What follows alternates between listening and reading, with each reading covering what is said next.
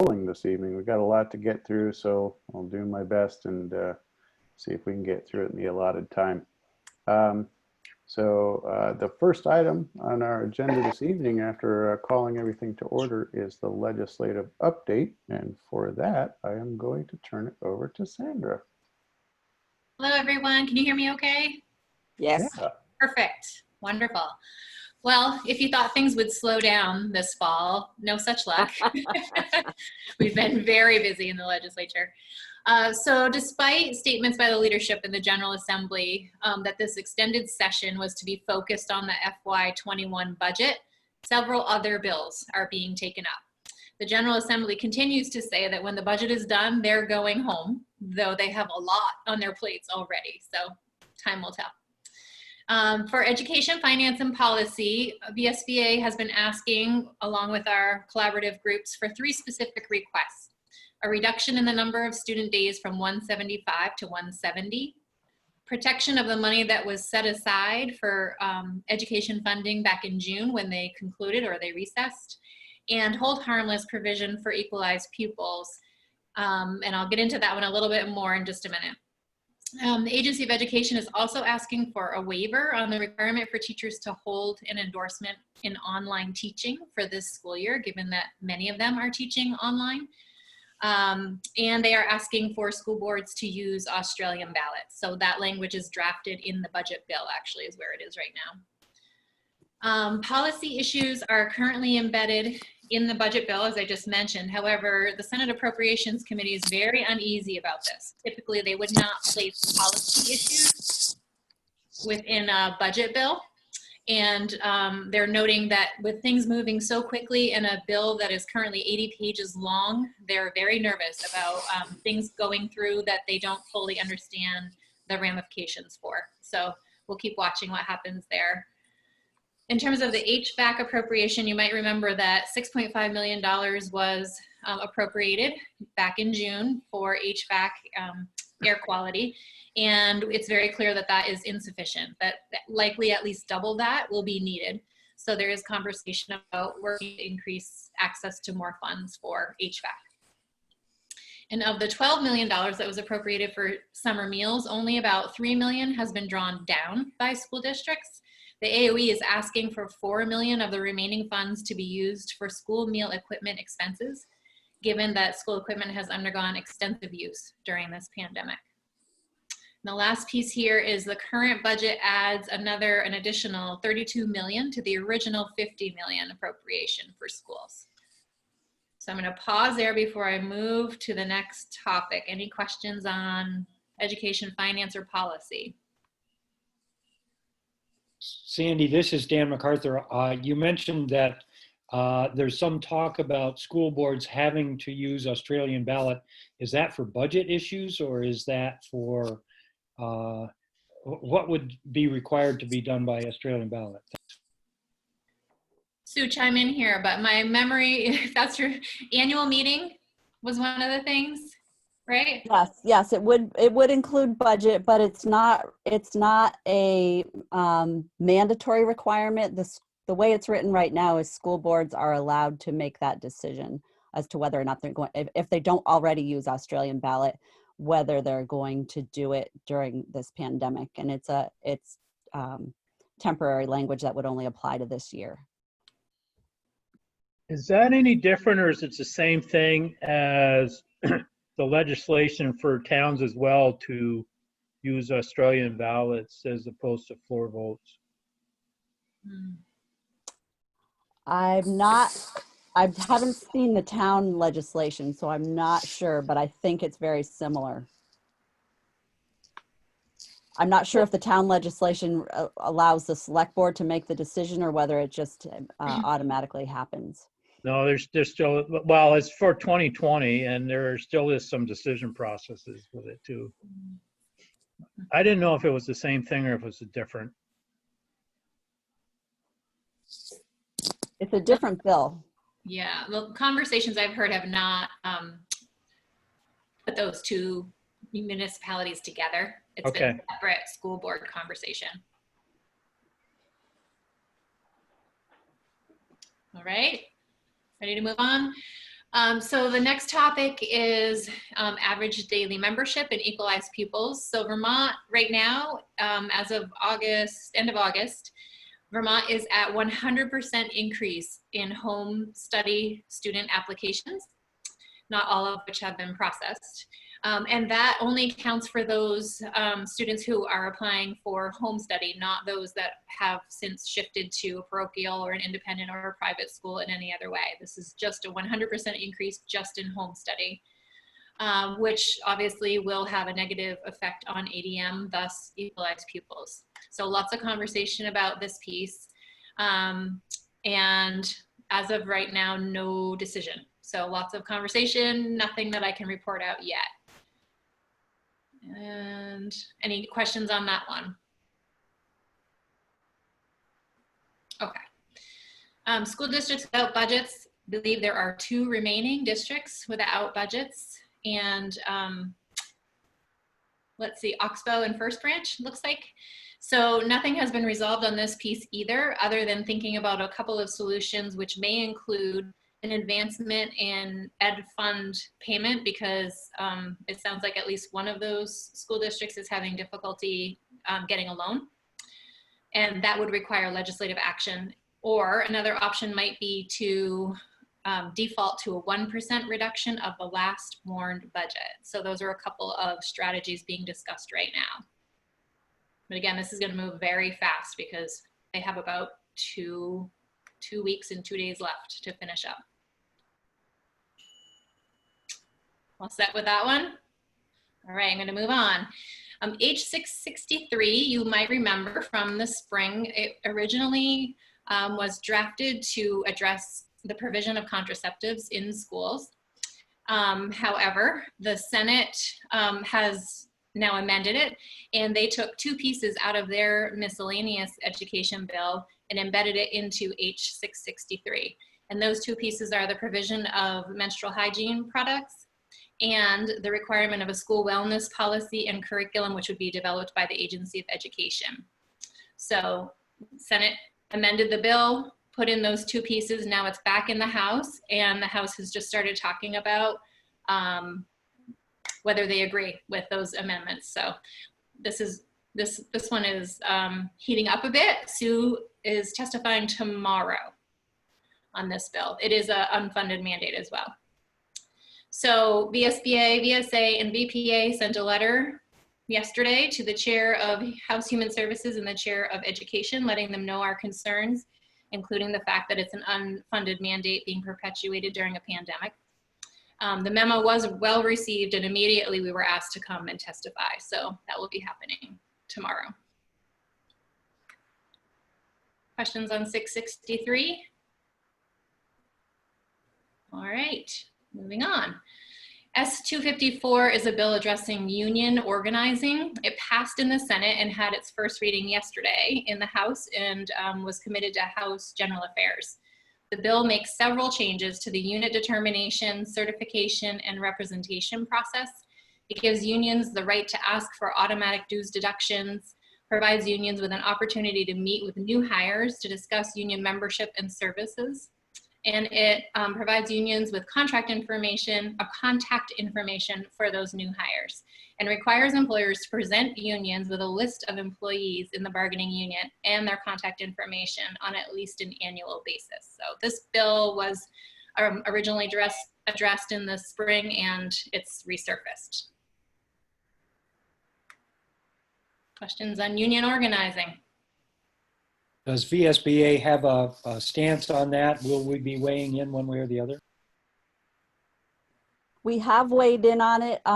We weighed in the spring, and also when it was in a Senate committee recently. But it's not our biggest concern regarding a union organizing type bill. That it's not the statewide healthcare bargaining bill. This one is much more broadly applicable to unions throughout the state, and we've heard that it's sort of aimed at UVM. But we have provided some testimony on the bill.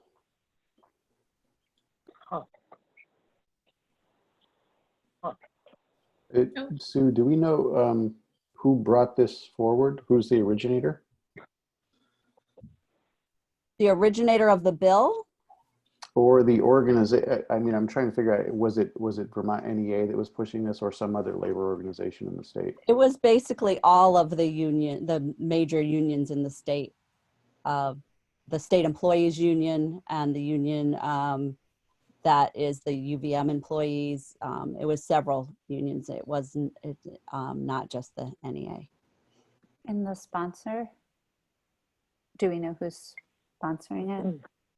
Which legislator they got to put it forth? I can look that up while Sandra's finishing up her report. That'd be great. Thank you. Thank you. The last couple pieces are just general updates. So in terms of broadband connectivity, round 1 of increasing connectivity is done. Round 2 was set to go, but it's been delayed because of the hurricanes in the south and so many of our utility workers heading out of state. There is interest in expanding broadband to the daycare hubs that are being organized right now so that kids who are attending the hubs on their remote learning days actually have access to the internet. So that's the update on broadband. The independent career and technical centers, there are 3 in Vermont: Southwestern Vermont, Riverbend, and Hannaford. They were inadvertently left out of the original funding, the CRF funding, because they don't have a designation of a school district the way that the definition was written. So there has been conversation about either A, redefining the definition to include these 3 independent CTEs, or the governor has his own smaller fund called the Governor's Emergency Education Fund, and he has discussed using that toward CTEs. So no decision on this yet, but there is definitely conversation for those 3 CTEs. And then 2 other bills that have resurfaced are uniform licensing standards that has to do with reciprocity across state lines and acceptance of credits and licenses for many professionals, including educators, and the after school task force that would look at universal after school. So those 2 have been discussed again, but we don't know yet if they will make it to the finish line. And so that's where we are today. I looked up the sponsor of S-254. It is Senator Michael Sirotkin. Thank you. Welcome. Any additional questions for Sandra or Sue on the legislative update?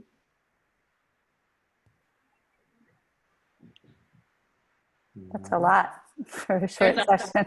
Yes, there's a lot going on for a 4-week session. Well, it is, and I think the other point too is that this is the last sort of in-person update we'll be getting before the session ends. So Good point. I would encourage board members to, keep an eye out for the VSBA legislative updates and just watch your emails in case anything happens quickly toward the end that we might need to rally board support around. Yeah, Jim. Yeah, just thought I'd throw out, I've been in touch with our local legislators on the House Ed Committee, and she mentioned that apparently on the ADM question, there was a meeting today between Kate Webb and Janet Ansell to try to hammer some of that out. So I don't know, not a clue of how that's going, but David and I have been pushing kind of hard on our local person on House Ed to try to push for, a positive resolution on ADM. Thanks, Jim. Jim, is your person on, do you have a person on Ways and Means also, or just education? Just education. But Jim, let's make sure that that I understand what it is that you're pushing for, which is a hold harmless on ADM. Is that the thing that you would like to see come out of this?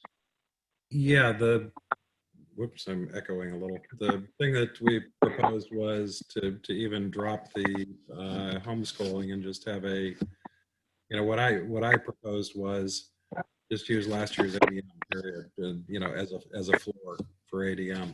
And, you know, David and I have been pushing that and, you know, a few other issues, but that's been the main issue. I would add that there is support from the Secretary of the Agency of Education for that.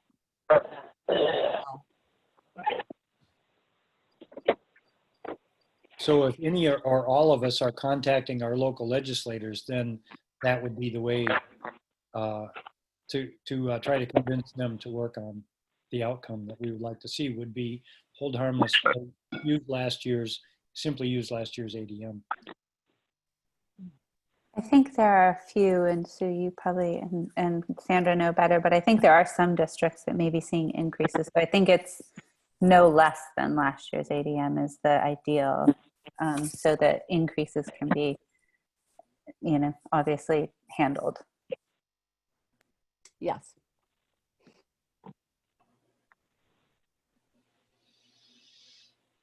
Any other? Sue, did you say tomorrow testimony or there's a meeting tomorrow?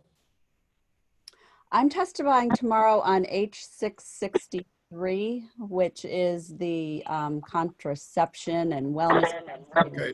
products bill. Nothing But I've on. also been Okay, so invited to House Ways and Means and House Ed at 9 o'clock. Not necessarily to testify on anything in particular, but to be there. Okay. So I will be there as well tomorrow morning. because Ways and Means will be very, very powerful when it comes to the reduction in ADM. However they go, the rest will go. Yes. Well, that was to kind of read from the email from, you know, our local person said that, so Kate Webb and Janet Ansell, who heads Ways and Means, are talking today, hopefully to find a way forward. This could be a bill or some other solution. Good, Jim. Thank you. Lori, would you mind muting if you can? We're getting a little bit of feedback from your phone. And Mark, go ahead. Anybody have any idea how? I'm unfortunately on a phone. I can probably have Carrie. Would you be able to mute Lori for us? Sorry to be a pain. It's okay. Yes, I will. Go ahead, Mark. Just quickly, as Kim said, there are districts, happens to be one of, or my district, that has a very large increase in our ADM, actually about 35%. So we do want to make sure that, I know it's us and Win Hall and a few others down here that have large increases. We want to make sure that while we hold the decreasing towns harmless, that we don't harm the ones that have gone up. Yes, Okay. we're definitely keeping that in mind as well. Thank you. For reminding us. Any other questions, comments on the legislative update?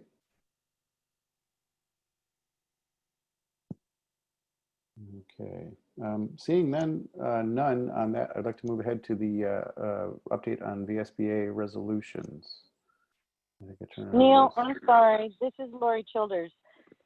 I have a representative on the Ways and Means, Diane Lamphere, and I would like to send her an email. Is there some language I could use that maybe Sue or somebody could send me?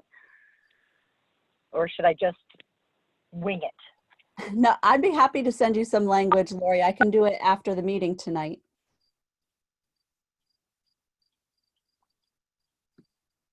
Okay. Looks like that covered it for the legislative update then. We'll move on to update and resolutions. And I believe I go to Sue for that, or Sandra. Yes, you can. I can give a quick update. So the board resolutions report is in your packet. We put it in there so you could see the result of all your work at the last meeting.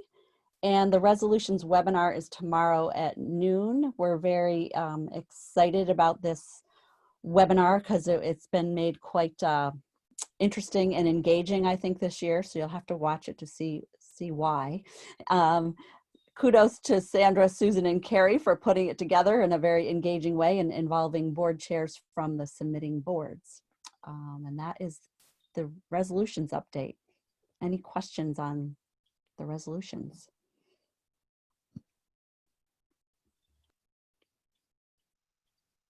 Not seeing any. We look forward to the webinar. Oh, Jim?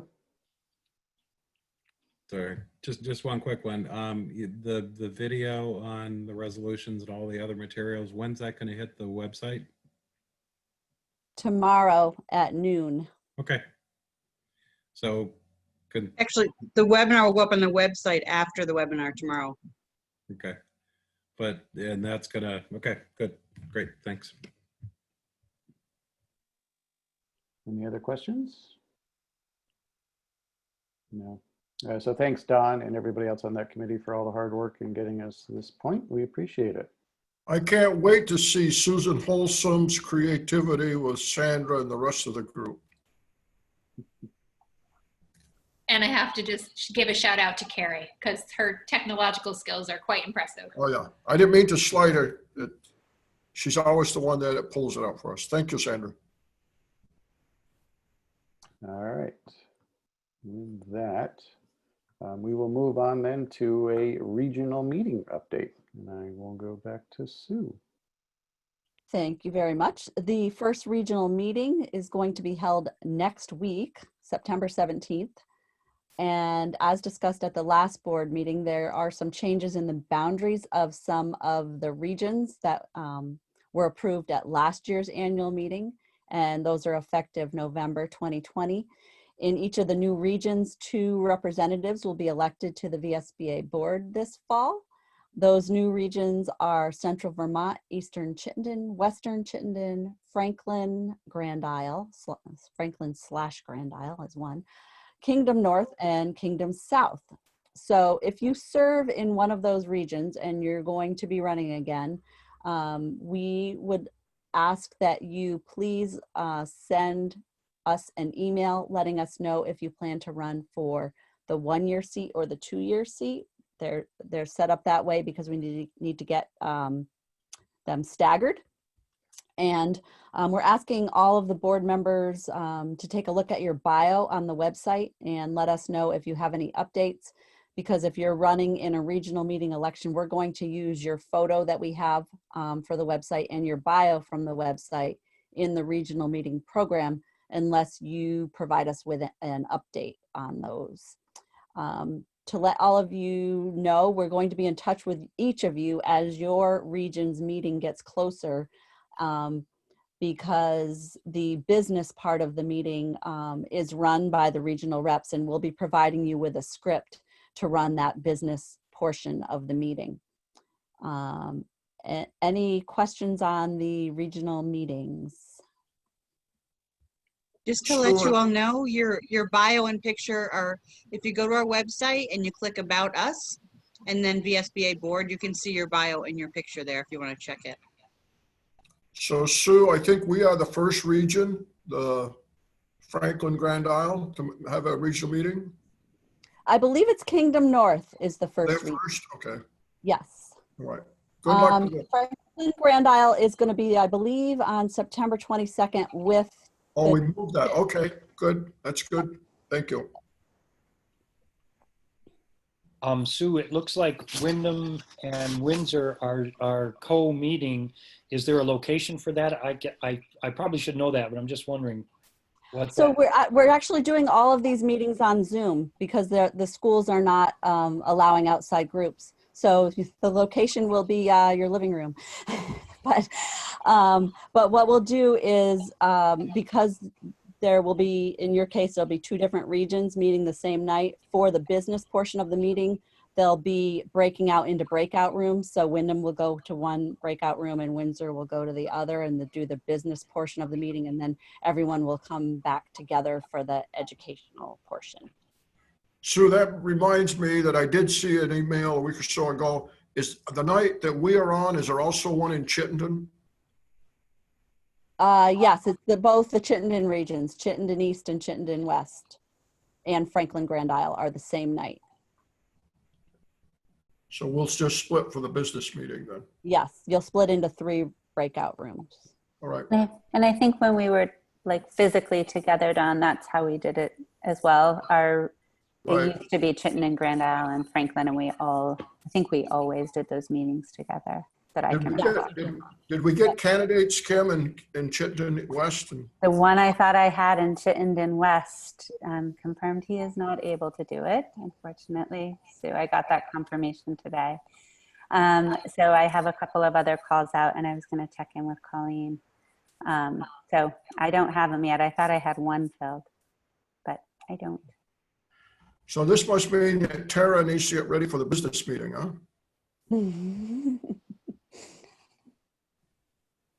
Isn't that the way it works usually? If you're the year you're not up for election, you run the business meeting. Well, don't worry too much, because we'll make sure that everybody has. Oh, a she'll script. do a great job. She does everything very, very well. So thank you. No, we know she'll do a good job. I just didn't want you to get her all nervous, Don, and let her know about stuff that maybe she wasn't anticipating. So we will provide everyone with a script. So She you don't looked nervous. Thank you, Neil. Sure. I think I'm also up for election too, Don. So it's not just me. It's not just you. I think we both are. Oh, I think Tara, oh, it's a new region. So you're right. You both are. Yep.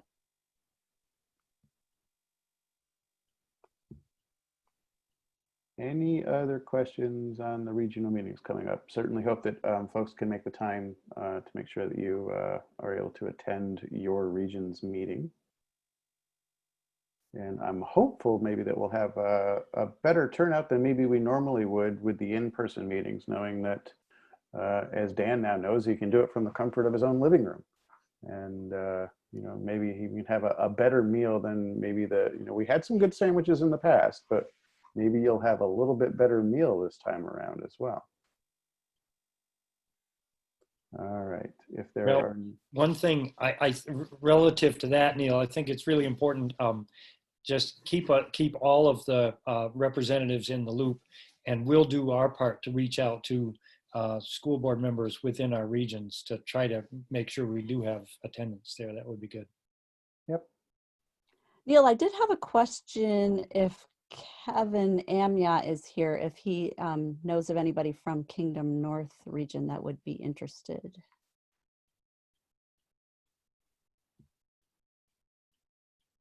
I can't see everyone right now, so I'm not sure if he's here. I see he's here. He's just not sharing his video. Kevin, did you hear the question?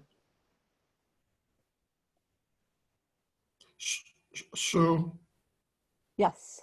did Steve Mason get back to you? No, not yet. Okay, I know he's working on it. Okay. Excellent. Thanks. And that's Kingdom North, right? That whole region now is Kingdom North. Yes.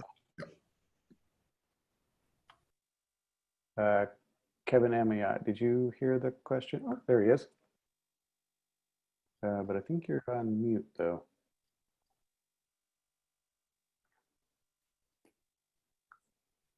Is Kevin working on it too?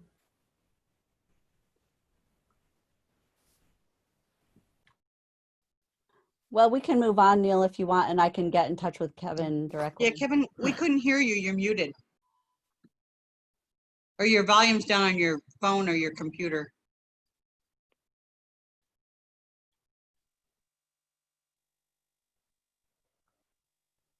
Yeah. Yeah, why don't, Sue, if you don't mind, if you can just follow up with Kevin directly.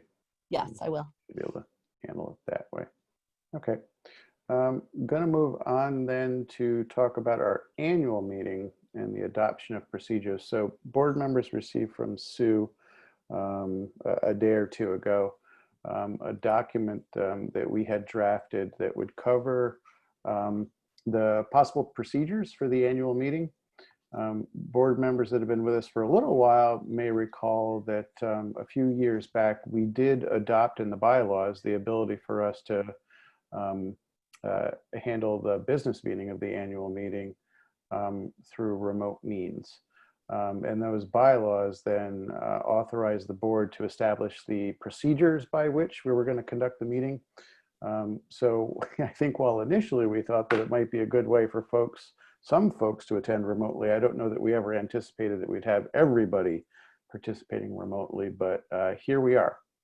So for the purposes of our meeting this evening, we do need the board to review the draft of the procedures that Sue and I have put together to get your feedback, and then hopefully before the end of the meeting this evening, get approval for those so that we can go ahead and get these procedures out to folks that will be attending the annual meeting. So just by way of introduction, I will let you know that by and large, what you see in this document was actually lifted from the National School Boards Association when we, and when I say we, I mean Don and I recently participated in the delegate assembly for the NSBA. It had been scheduled all the way back in April in Chicago. That event got canceled because of the pandemic. And then they spent several months trying to put together the processes and the procedures for a remote version of the delegate assembly, which we had back in mid-August. So the recommendations that you see here were mostly stolen from the procedures that were put in place for that NSBA delegate assembly meeting. Just to quickly go through these things, the top part is just registration. We would like for everyone that's going to participate in the annual meeting to register with us. This gives us the ability to then share with them the link for the Zoom meeting that we'll be using for the annual meeting. It also prevents us from possibly having that URL get out more broadly so that we can avoid some of the issues that some folks were having early on in the pandemic with people sort of Zoom bombing the conference. So just a sense of trying to keep a hold of that URL for presentation or for participation purposes. The second portion of this deals with submission of amendments. One of the things that the NSBA Delegate Assembly did is they had all amendments and secondary amendments submitted prior to the Delegate Assembly meeting. I think it was an anticipation, I think wisely so, that entertaining amendments and secondary amendments via the Zoom platform live and in person was going to be a pretty tedious effort. So the process that they put in place required that any amendments and secondary amendments needed to be emailed to NSBA by certain dates ahead of the meeting. Those dates then provided for enough time for folks to go in and then review the initial amendments in case they wanted to then submit a secondary amendment. You'll notice that in various places in this document, we've left the dates blank. That was on purpose. I wanted our staff to be able to review the dates with the date of the annual meeting in mind to make sure that it provided enough time for folks to be able to submit amendments and secondary amendments. It also provided the staff enough time to get this stuff put up on the website and to review things to make sure that everything was all taken care of. So what I'm hoping as we approve this later on this evening, that board members are okay in allowing our staff the ability to be able to plug in the appropriate dates so that it works for them, but then also for the people that will be participating in the annual meeting. Associated with amendments was also this notion of a set aside that the NSBA came up with. Essentially, this idea is that any member could request that a resolution be set aside, meaning that it could be then spoken to at the annual meeting. Any resolutions that had not been set aside or had amendments to them then actually became part of a consent agenda so that it was a little bit more efficient. I believe we had, now Don can correct me, I think there might have been 2 or 3 resolutions that were set aside at the NSBA meeting. But aside from those and the one that's had amendments, then all of the remaining ones were put into a consent agenda, and those were approved rather quickly, which made the meeting a little bit more efficient, especially when people didn't really have anything else that they wanted to say on the matter. So up for consideration for us then is whether or not we wanted to adopt a similar set aside motion. The next section covers the remote Neil, oh, sorry, go Neil, ahead. can I jump in there, Neil? You can. I actually did not sure that's a good idea. And I really appreciate that VSBA said, should we adopt this or not? I think that given the fact that it is an annual meeting and that all amendments and secondary amendments will have been sent in ahead of time, I actually think we can vote on the resolutions independently. I just worry that if they go into the consent agenda, there's very little chance for people to really grapple with them and have a discussion about them. And since it's required that they be set aside ahead of time, I guess that worries me a little bit. I think we will have time, and I think people are, savvy enough not to waste a bunch of time. But I would like to see these come up for discussion and vote. That's my personal opinion about it. Okay. Thank you, Dan. So regarding the remote platform, we I had will. a question about the consent agenda as well. So the consent agenda's position would be the board's recommendation? I guess we would have to consider that, yeah, so that if there were items that ended up in the consent agenda that had differing recommendations from the board, we would probably want to make sure that we acknowledged that up front, so that essentially approval of the consent agenda meant that you're approving the board position on each of those. But that's a good point that you make there, Kevin.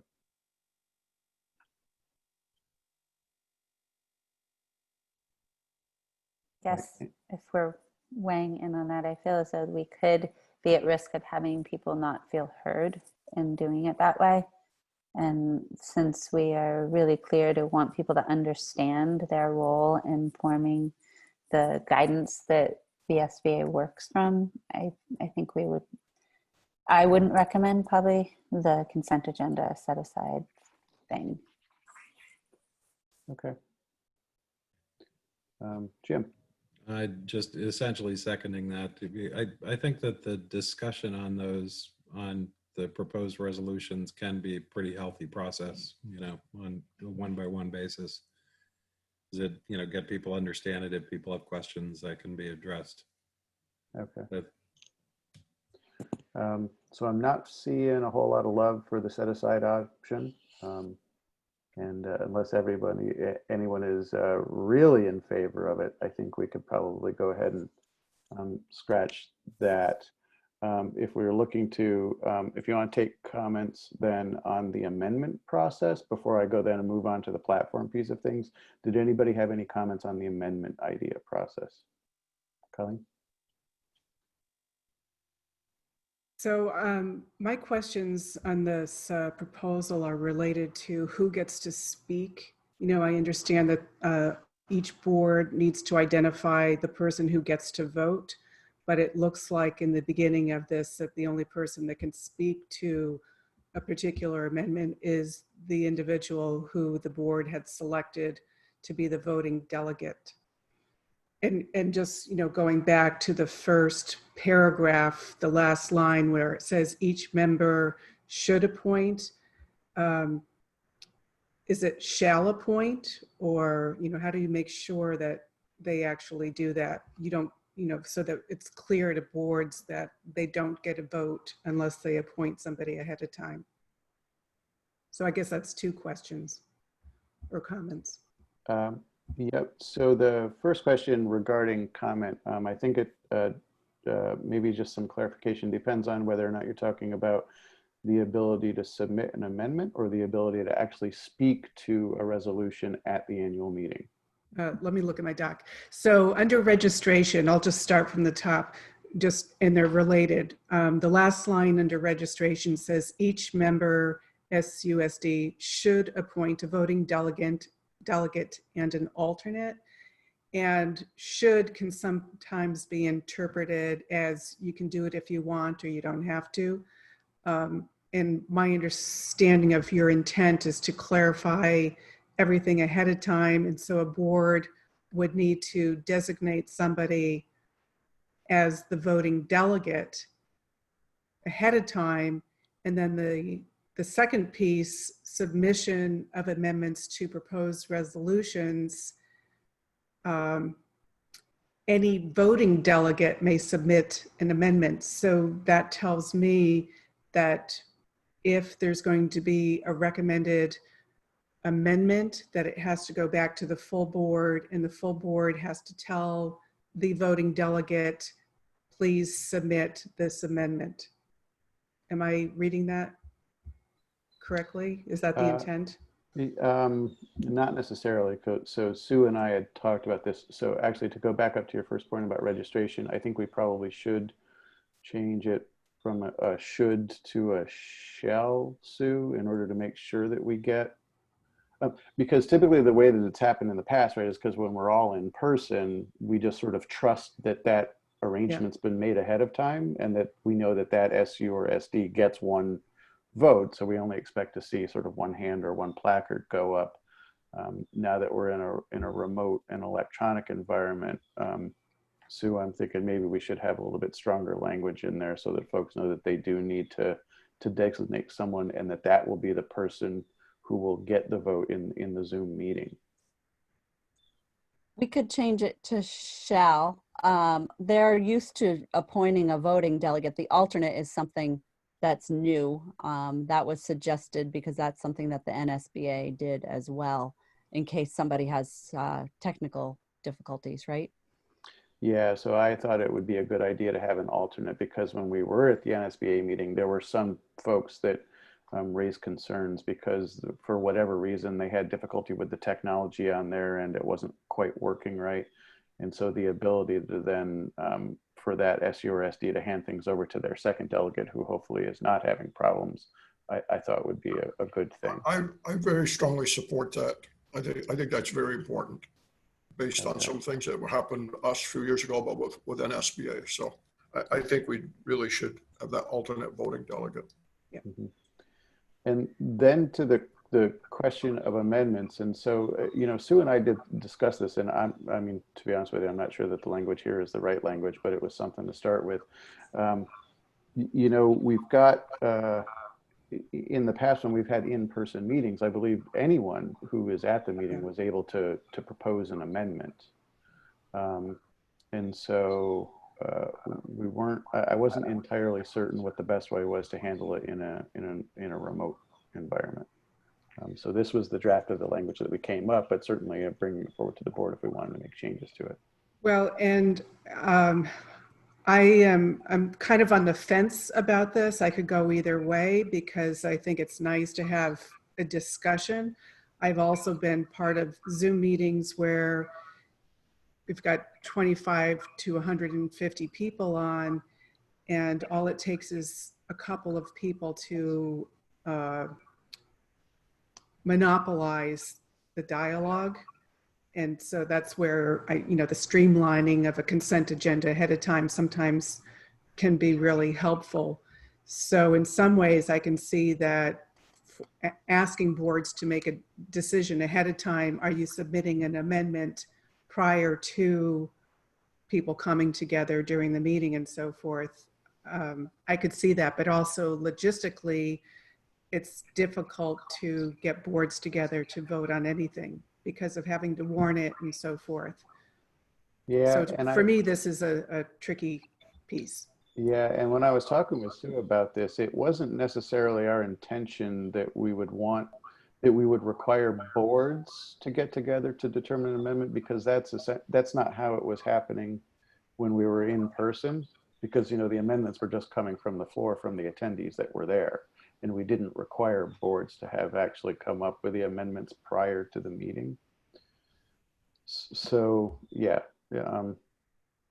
tricky, a little bit of a balance here, yeah. And yeah, which is why it's coming before this full body here to see if we can figure out how we collectively want to handle it. Well, a couple of things, Colleen. One is, I think that all of us on the Zoom meeting tonight will probably be the voting delegates. And I guess I will say for myself anyway, that if anyone within my region contacts me and suggests an amendment, I would put that amendment forth.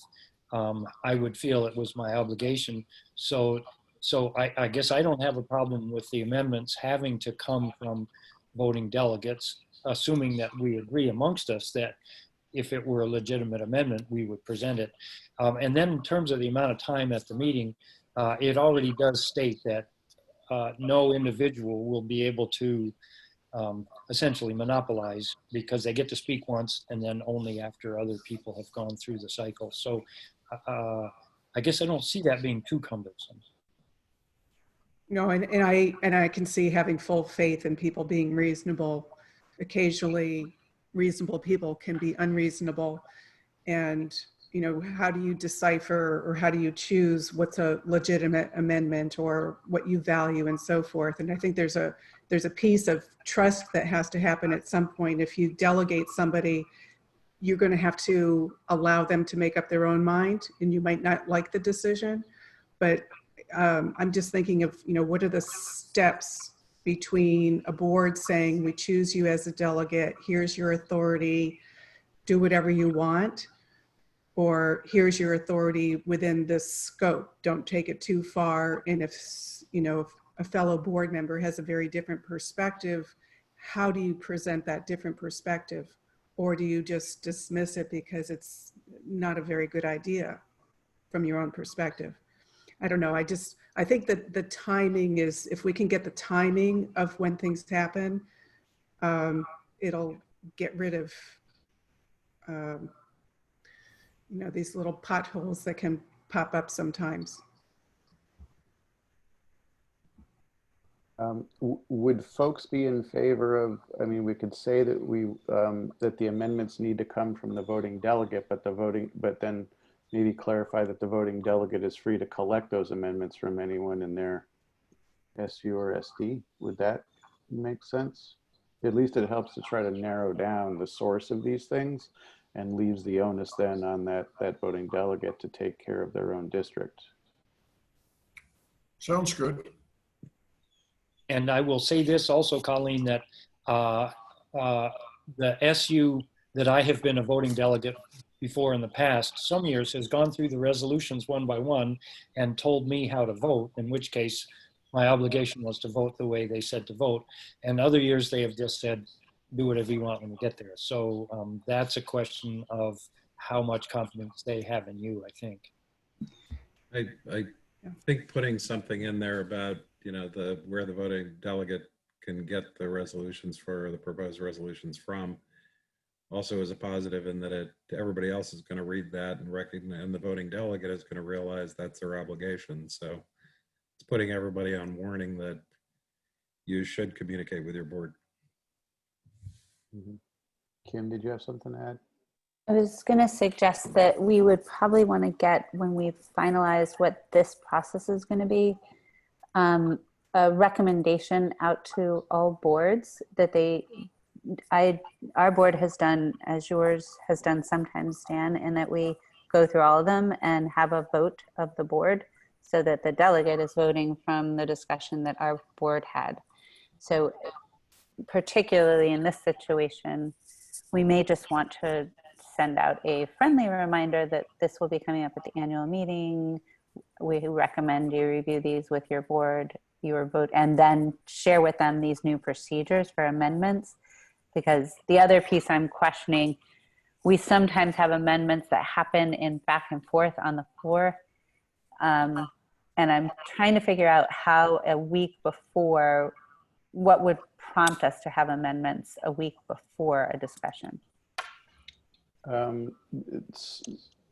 So the way that this is designed is that you wouldn't end up having endless amendments going back and forth like this. There would essentially be, for any given resolution, you know, there would be an initial amendment, and then if anybody thought that there should be an amendment to that amendment, then that would be the end of it, right? And so this idea that we'll collect all of these amendments and they would be posted on the VSBA website for everyone to see in advance of the annual meeting. And then you just would go through the voting process on each of the amendments and see whether or not they passed at the meeting. Historically, have we seen a lot of amendments after the resolutions and the full VSBA board has voted on their position? Between then and the annual meeting, do we often see resolutions happen historically? Or No, well, we've never, traditionally, we've never seen any amendments in between because we've taken amendments from at the floor of the meeting, right? yep. And my experience, and you've probably got even more experience in annual meetings than I do, what I recall is things that revolved around wordsmithing, and that they weren't necessarily huge philosophical changes in what the original resolution was. Are they just and to play it through? It'd be for those that the VSBA board voted not to support. It might be that the recommendations of the resolution committee or even the board for what would have made it acceptable is something that the sponsoring board brings forward as an amendment. Am I getting that right? Yes. Okay. And so that would be submitted via email and then made available and then discussed. I was just trying to figure out what causes people to second guess or change their position. And it sounds like it's just in response to the VSBA's decision. Kim, Sandra and I spent a fair amount of time with those people whose amendments were not supported. And I think many of them, and Colleen can speak to hers, but I think they were revised and brought back. And there was one that we were even working with after that meeting. So I think as far as the amendments there and the people who proposed them, I think it's doubtful that they're going to come up with an amendment because I think they've had ample opportunity to revisit it. Thank you. Any other questions, comments, or concerns about the amendment process? It would be helpful if it sounded like you wanted some additional language in this section regarding a voting delegate's responsibility to their board or their district or something. Does anyone have any suggestions for where to put it and what you'd like to say? My thought, Sue, is what I thought that I had heard was that amendments could originate from any board member from a district that was in good standing with the VSBA, but we request that those amendments be funneled through the voting delegate, so that the voting delegate is the one that would email the amendment, but the originator could be any board member from a district in good standing. Okay. Okay. I'm adding that. And then the response to those amendments might come from outside of that sponsoring district. Am I getting that right? So the counter amendment? So the secondary amendment, yes, can come from any other. Us, anyone. Okay. Anyone, yeah.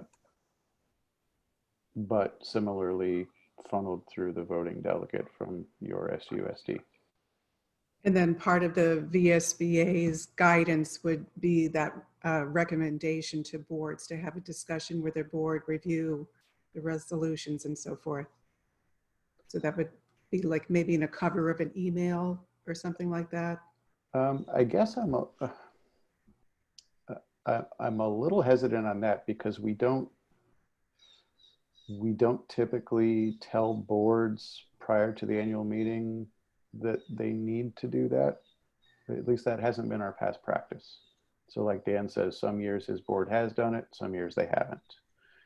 And so I don't know to what extent we want to direct boards as to what the proper way for them to handle this is. I would encourage that. I think it is good practice and it isn't a bad idea to suggest that to the extent they have opportunity in their agenda to review the resolutions. The remote voting process will be slightly different, and we would encourage boards to have reviewed their positions at their local meetings before charging their voting delegate. And that would remind them the importance of it. I just think it helps us to make sure that boards understand the positions that the VSBA is taking and why. So I'm happy to maybe help craft that, or yeah, I feel like it's good practice. I don't disagree. I think the difficulty comes in the timing aspect of things, that if we're not going to be able to come up with a schedule, I mean, I think we're talking right now you know, maybe a few weeks in between when the first amendments come through, potentially second amendments, and then when the annual meeting is. And I guess I'm a little bit cautious that we're setting up a system where we tell boards that they ought to get together and discuss it, yet give them no time to do that. Oh, I wasn't suggesting that we expect that they have to review amendments, frankly. My suggestion would be as soon as we have these procedures solidified, that we remind them that resolutions will be taken up at the October 29th meeting. Please make time in your agenda to review the resolutions, determine your board's positions, and assign a voting delegate and alternate. And then whatever the timing is for amendments in between there is a de minimis effect. And their board would have had conversation around those that maybe more conversation around those that the VSBA votes against, or as a board had voted against, and would probably know sort of their domain. Basically, even when we do resolutions, we're asking our boards for the opportunity to go wordsmith a little with the resolutions committee if we needed to, or at least that's how our board did it. We approved what we wanted to say in concept and tried to stay within that when we were doing amendments on our own resolution. So yeah, I wouldn't think we have to worry about getting timings in the sweet spot for that amendment board evaluation. I think that's impossible. Okay. Jim? Yeah, just a quick question. On the language that's there now, it says that you submit an amendment and it needs a second from another voting member. Should we, if we want to go that route, then do we want to suggest to people that they, provide that second at the time of submitting the amendment, instead of just sort of, submit an amendment and expect somebody else to second it or something? Yeah, I think we could add language to that, Sue, so that amendments that are emailed need to be accompanied by a second. Yes, I can make that change. Do we need it to have a second? It seems. I mean, it's up to the group. At the NSBA, they did need a second, and typically amendments do. I was sort of questioning whether we needed it, but it's definitely a check against the frivolous sort of amendments. Mhm. You have to convince somebody else to sign on with you. Mhm. Just sounds onerous in this remote environment. I would suggest that your second comes from the floor. Well, I don't think that we can do that, because part of the effort here is to have the amendments and any secondary amendments all set and finalized before we even show up at the annual meeting, so that we're essentially just going through the voting process on them. Because if we start taking seconds from the floor and stuff like that, I think it could really add to the length of the meeting. But are you going to allow discussion? Yep. One of the issues I see with this, now that I start thinking it through, is that how are they going to know who the other voting delegates are so they can get a second? I guess they could contact VSBA and see what, if we have people registered voting delegate. I vote to ditch that provision. It sounds like it's going to cost you all more time than the risk that we are worried about avoiding, because I think in this remote environment, the endless wordsmithing just isn't going to lend itself to it. But if you put forth a resolution and just haven't gotten around to being responsive to the recommendations of the resolution committee, and consequently the VSBA board voted against it, and now everybody's back in school and you got your new amendment together, I just don't see where that requires a second, in my opinion. Another alternative would be to say that the second to an amendment could come from the alternate.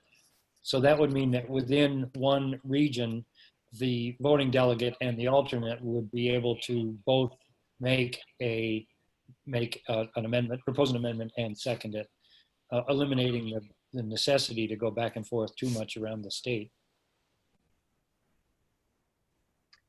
I'm just struggling a little bit. The intent of a second is to have enough to indicate there's enough broad-based interest to discuss, and typically that's usually a quick "I'll second it," and then there's a following discussion that's going to take a whole lot longer. So I'm not sure.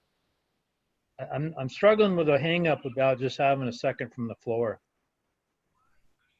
or from the Zoomers. I think the way it's written, it looks as though you wouldn't even have it submitted via email unless it had a second, and then there would be no opportunity for secondary amendments to it. So a reaction to the amendment, for instance, either from whomever, another board or the VSBA position. There is a sentence in there that says secondary amendments must be submitted via email. So there is a provision for secondary amendments, but nothing after that. But you wouldn't, if you didn't get a second, to Kevin's point, if we waited for that to be considered at a voice vote or whatever this is going to be, then there would be no ability to acknowledge it and have the opportunity for a secondary amendment. Right. I mean, I think if folks think that the second on an amendment is cumbersome or not, or awkward or not necessary, I would suggest that then we just scrap it and say you don't need it for amendments, and we'll just move forward that way, and then you wouldn't have to worry about getting the second at the floor of the meeting, because without that, if you thought that you still needed a second on the amendment, then this whole notion of secondary amendments becomes much more difficult. So I think if we still want to go with an amendment and a possible secondary amendment, I think that we ought to just then waive the requirement for a second. Mark? I personally, if there's nothing in our bylaws that require a second, given the remote meeting nature of this, I think we should forego the seconds.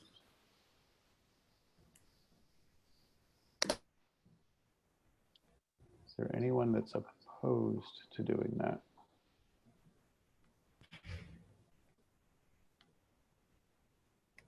All right. Clarence, maybe? Yeah, I think this, if you're going to have a second to an amendment, I think it's good. You'd put the amendment up that somebody made, and if it doesn't get seconded by the meeting time by some delegate, the amendment's lost, period, parliamentary wise. Mark's suggestion, if the bylaws don't require it, maybe you don't require a second. You just let them stand on their own. That would be fine too. But if you're going to, if you're going to want to have a second to the amendments, then if you don't get them, the amendment's lost. You just don't have to deal with it. So if someone wants to suggest an amendment, that's fine, but they better be resurrecting enough support to get it seconded, or it's not going to come up. That's the way I would see of handling it. The other way is Marsh's way, that he's suggesting that we just do away with the second. You could do that. Then any amendment that's put forth is going to come up for a vote. So it depends on how open you want it to be.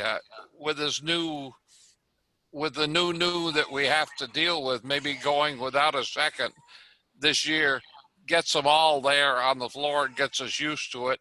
We'll see how it goes. And if we get so many that it gets to be very time consuming, then a future board's going to have to deal with what they might want to do to either restrict or improve upon that. But that's how I see it.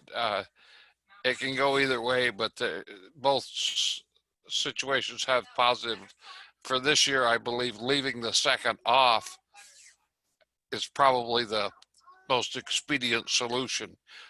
If you want to get real technical and put it in, have every right to do it, and you could control it, then the chair would be in control of what gets to the floor or not, and that could become a heated discussion item. But that's the way Yeah. it is.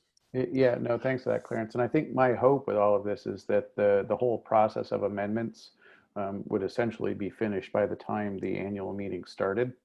The idea that we try to handle all of this stuff before we actually all get together. And so I guess personally, I'm leaning towards not requiring the second. But is anybody opposed to that? I support that as a member on the resolutions, and I would add to it that Clarence will be there as our parliamentarian, and we'll introduce him and indicate that should we not abide by the rules governing our organization, they'll have to deal with Clarence.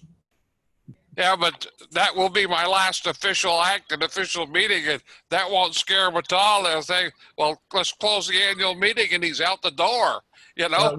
We're not going to tell them that, Clarence, so hang on. Oh, all right. All right, so I don't think that I'm seeing any huge opposition. So why don't we make that change, Sue, that we will not require a second to any amendments. Okay, I just removed that sentence. Thank you. All right, so hopefully we've covered the registration, the amendment process. We've gotten rid of the set asides. So we're down to the platform piece of things.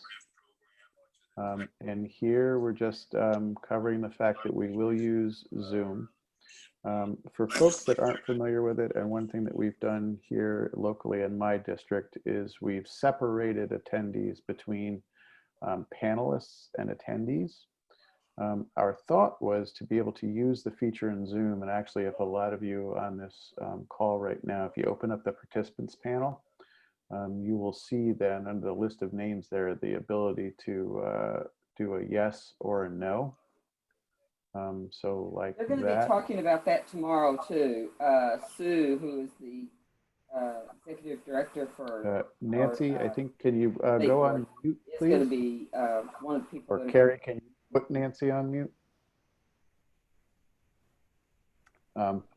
So our plan was to be able to use the feature of Zoom that allows people to click the little yes or the no button as the way to vote. The way to make it easier to determine how many yeses and how many nos we have are to have two different roles for people that are attending the meeting. Those people that would be the voting delegates will be joining the meeting, the Zoom meeting, as a panelist, which means that they will get those buttons and the feature to click yes or no. The other board members who are attending the meeting but not voting delegates will attend as attendees. Attendees will still have the ability to talk, to share their points of view, but they just won't be provided with the little buttons that would allow them to vote. And so that was our thought as to how to try to, as efficiently as possible, handle the voting piece of things through Zoom. Neil, this is Clarence. I have a question. You said to open the panel portion. I need that in a different language. I don't know what the panel portion is of Zoom. Yep. Sorry, so Participants. if you're looking at your Zoom screen right now and you move the mouse around, at the very bottom of the screen, you should see various buttons, and one of those buttons should say participants. Oh, yes? If you click on that button, you should see a screen open to the right-hand side. Yeah. That lists all of the participants that are in the meeting right now. And at the very bottom of that panel, you should see various buttons, one that should say raise hand, and a yes or a no, or go slow or go fast. Yep. So that was how we were thinking about handling the voting piece of things. So when something comes up for a vote, we will ask people to either click yes or no to register their vote. Those buttons will stay active. We'll count up the numbers that we get. and then that will tell us whether or not a resolution is passed. Okay, I appreciate that. I could bring it up now and see it, and so it makes a lot more sense. Thank you. Sure. Any feedback from board members on that idea?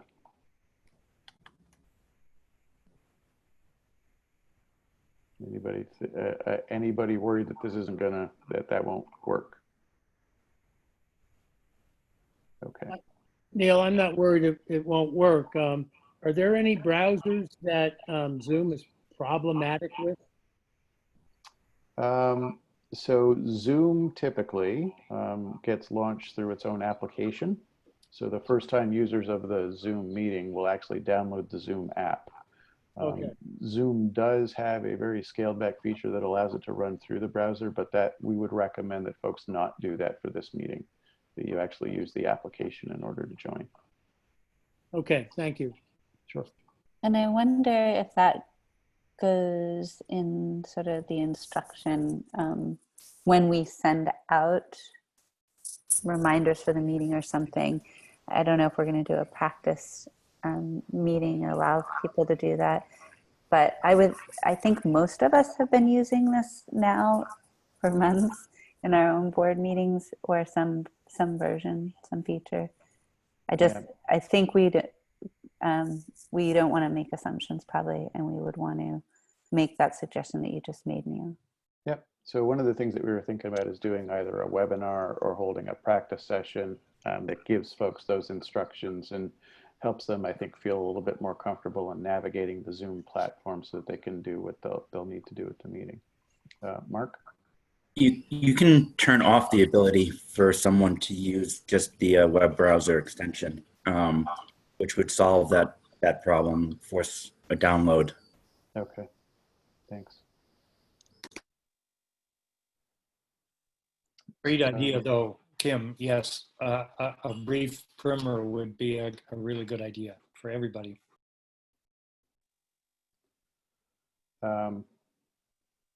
So just the other things, you know, if folks wanted to speak, we'll just have them to use the raise hand function in Zoom. That way we can recognize those folks that are also participating as attendees, but just don't have the voting rights within the platform.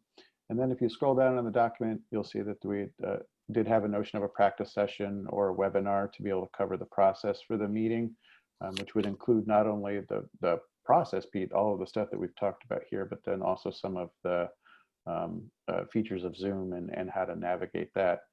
And then the second half of the document just covers the meeting protocols, which is essentially just a summary of a lot of the stuff that we've discussed already.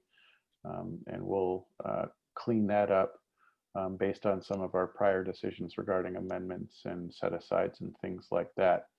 But essentially what we're looking for this evening is a vote of this board that they're in agreement with these procedures as we've drafted and then refined this evening at this meeting, because we do want to get this stuff out to folks so that they're going to have a chance to get familiar with it prior to the annual meeting. Mark? I noticed that you had a statement question on there in regards to keeping the chat available. Oh, right. I'm wondering where you were leading on that. Yeah, so with talks with Sue yesterday, we were actually leaning towards leaving it on, and actually because it could be helpful for folks that might be having some technical problems with the platform, of a way to post a question and maybe get some technical assistance during the meeting. A little leery of, you know, you can sometimes get a meeting within a meeting going on when you leave the chat and the Q&A function on and people start going. But I'm hoping that because we're all board members and we're used to that happening at our own meetings, that we might refrain from doing that.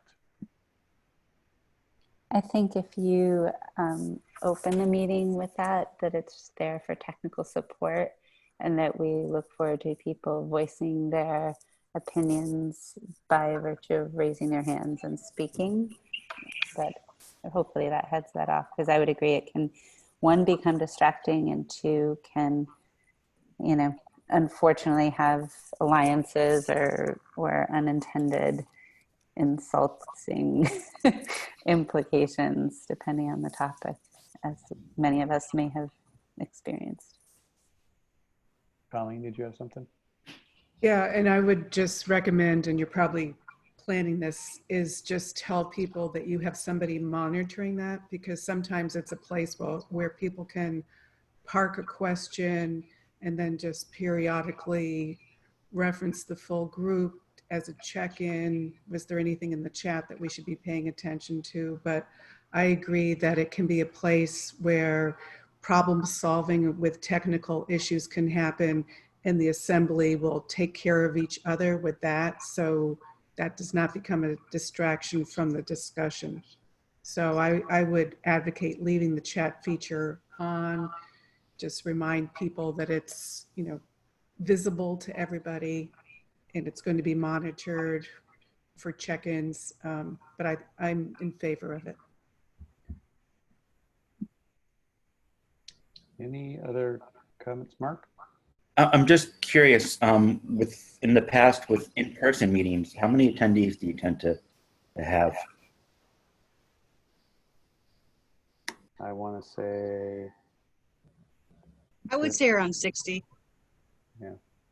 60 My to recollection is 70. around 60 or so last year. That can make for a very active chat room. Well, it can. I think we'll try to do our best to coach people to the proper use of it and try to keep an eye on things. But, you know, I think it's one of those things that we just want to sort of, I think we want to allow it, you know, for, if nothing else, then for the technical support aspect of things, but also make sure that we just keep an eye on it. And, you know, I am more than happy if I'm going to chair the meeting, to call somebody out for inappropriate use of the chat box. I'm okay doing that. So I think if there are no further questions or comments on this, I think, Sue, we do want to get a motion that would approve these procedures for the annual meeting, correct? Neil, I'll make that motion. I'll second. All right. Moved by Don, seconded by Mark. Mark, which Mark? I'm sorry, Mark Schauber. Thank you. Yep.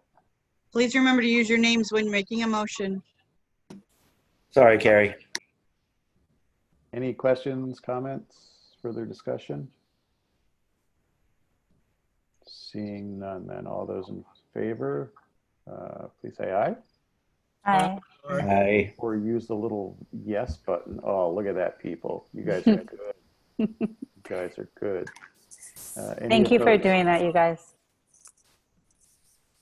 No opposed. All right, and you guys got this. It's going to be a piece of cake. All right. Now reset our votes. Yes, take your, undo your yes. And so we are going to move on now to an update from the Member Engagement Committee, and I believe I'm going to turn it over to Amy.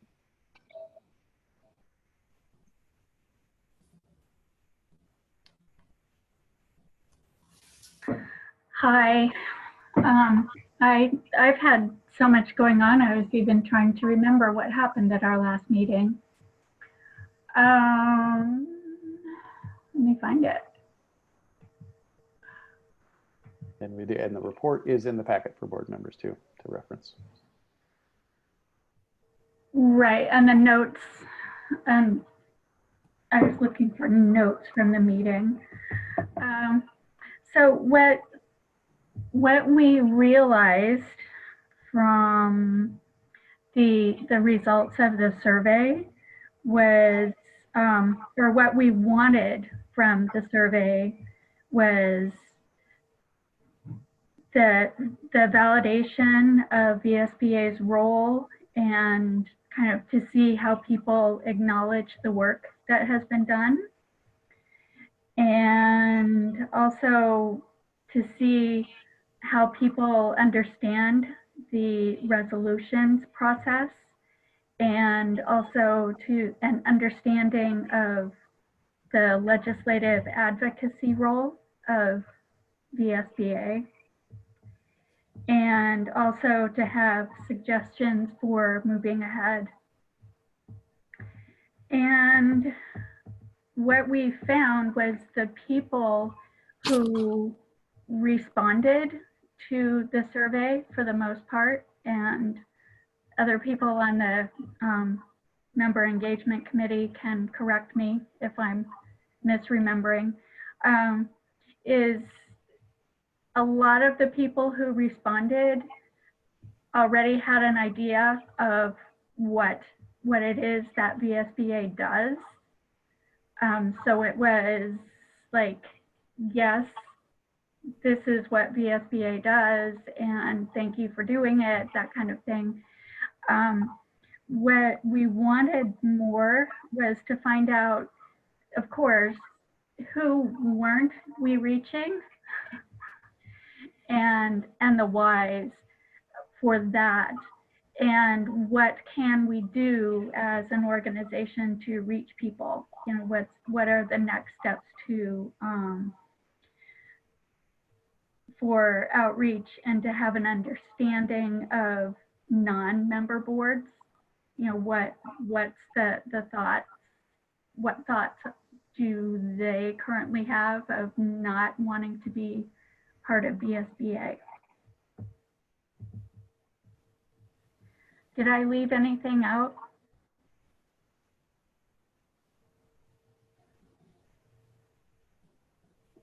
Does anyone have questions?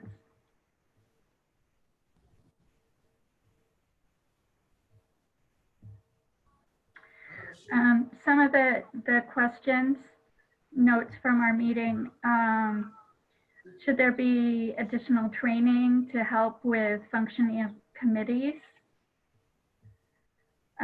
Is there value in surveying non-member boards, like, to get relevant feedback, or maintain a level of outreach to all board members throughout the state? And are there other technology tools that we could be using?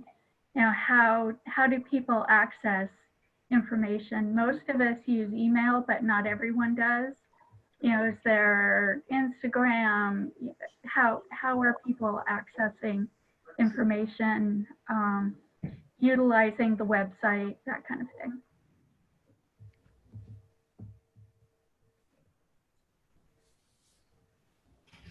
Amy, if I can just add, by virtue of sending the survey link out via email, we may have inadvertently skewed the responses with respect to how people get their information, right? Because we spoke directly to people who are accustomed to getting their information by email. And so in retrospect, it wasn't very surprising that that's what they told us they used. But we did end up with, I was going to say only 102 responses, which is about a 12% return, which isn't bad for a survey, but it didn't shed as much light as we would have liked on those people who aren't already tuned in, if you will. And that, I think that's what Amy was saying, is that's what we were really hoping for. And the instrument and the way we distributed it really did not allow us to get that information. Can I jump in? Because I think the other thing that Amy touched on that we were wondering if the board should weigh in on is, didn't we just send the survey to members, Vermont School Board Association members? And should we include non-member boards? It was one of the questions we raised to see if we would get any response, if we would get any useful feedback, because it's a different perspective. And just as an outreach, saying, you know, just because you're not members doesn't mean we don't value your opinion. So it sends a subliminal message that maybe is worth sending. So that was a question I think we were talking about asking at this point.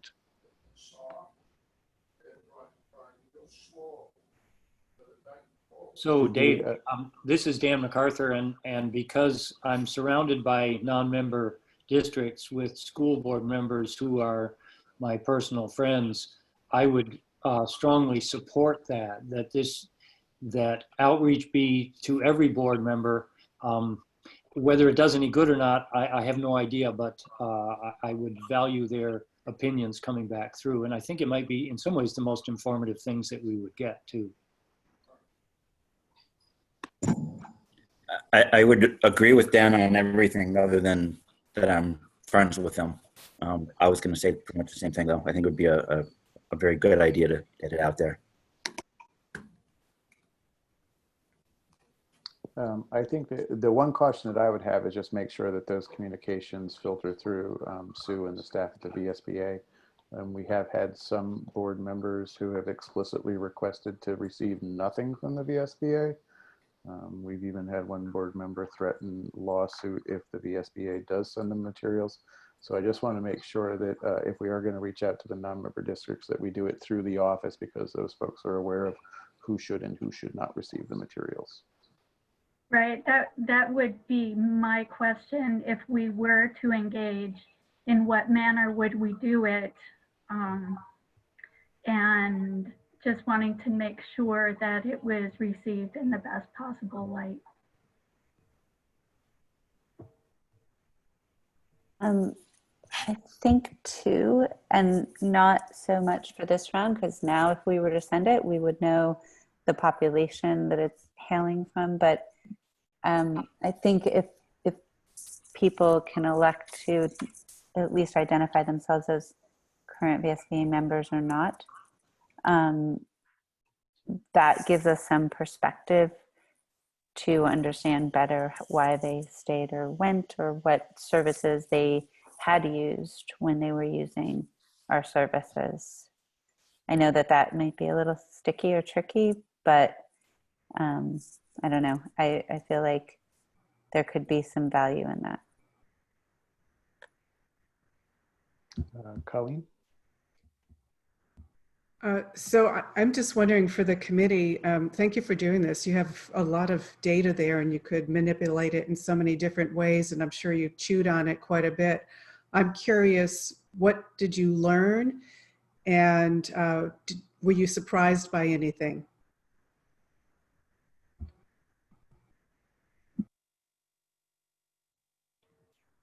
I'll let others on the committee answer that one.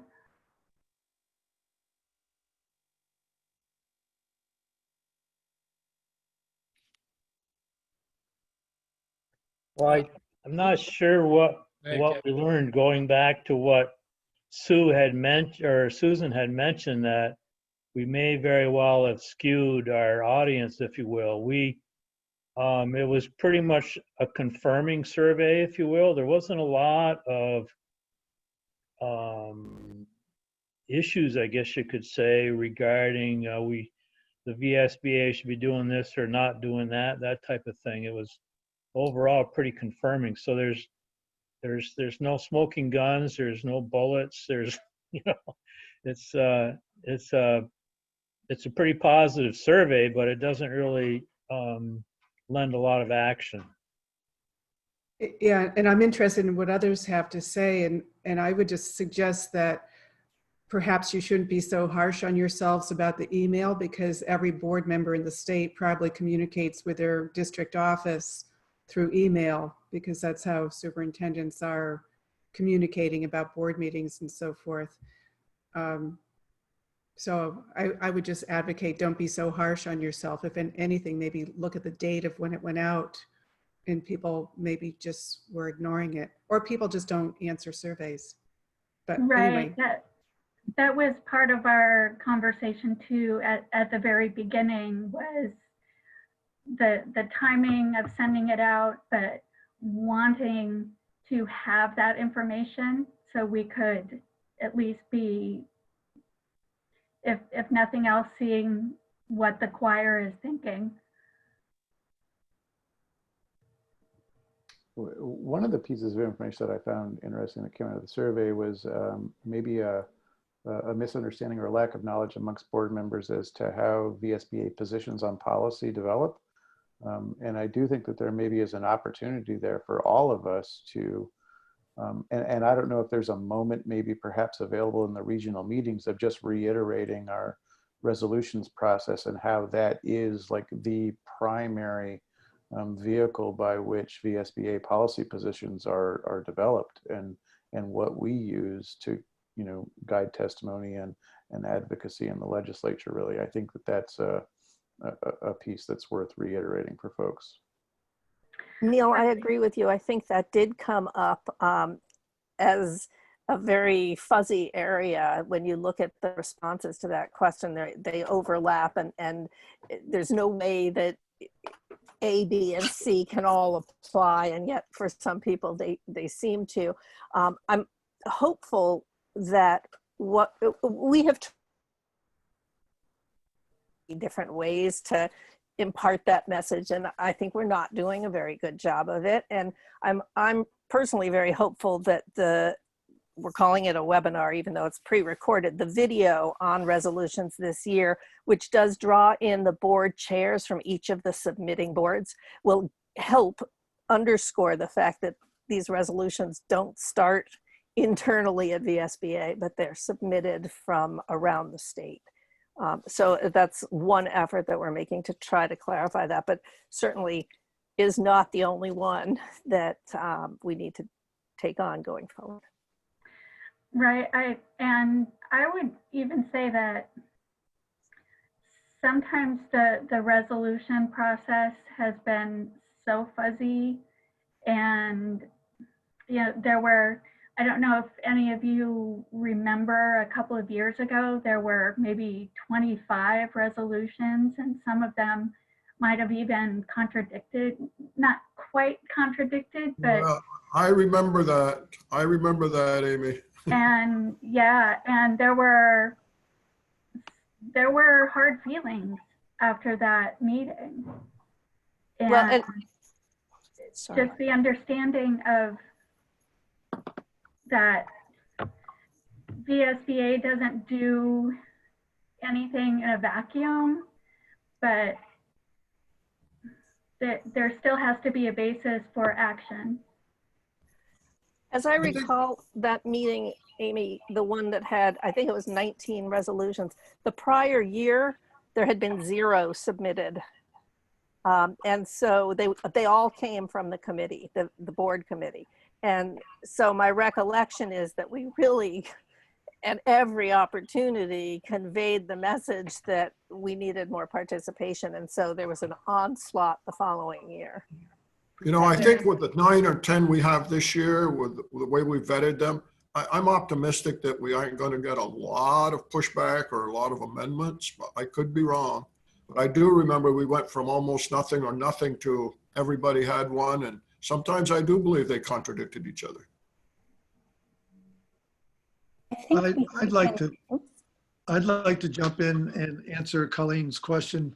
I was slow at first because I hadn't really thought about it, and I had actually pretty positive feelings, and so it's usually not good form to think you did good work. So in thinking it over, I guess what I'd say is I was surprised by the number of positive responses. And the reason is because with a 12% response, you'd think that the people who would be most likely to respond would be the ones who had an axe to grind. And we didn't get that. So I feel like what that's really saying is that the VSBA has a pretty good idea of that it has an important role and it plays it well. And it seems to me the things that were really affirmed were the trainings, but the legislative work is really important, and it's hardly a surprise now with the COVID crisis that the legislative work would be something people would be affirming 100%, because there's so much up in the air right now. But also the services, I think the searches and the other assistance that are being conducted have given people a sense that if I need help, it is available. And so that's sort of what, I guess that's what I was surprised by, is that for the most part, because before I joined the board, I had no idea what the school VSBA did, and I didn't pay much attention to it. And so, so learning and seeing that once people learn about it, they have a positive feeling, that I think that's that's as good as you're going to get. So I'll leave it at that.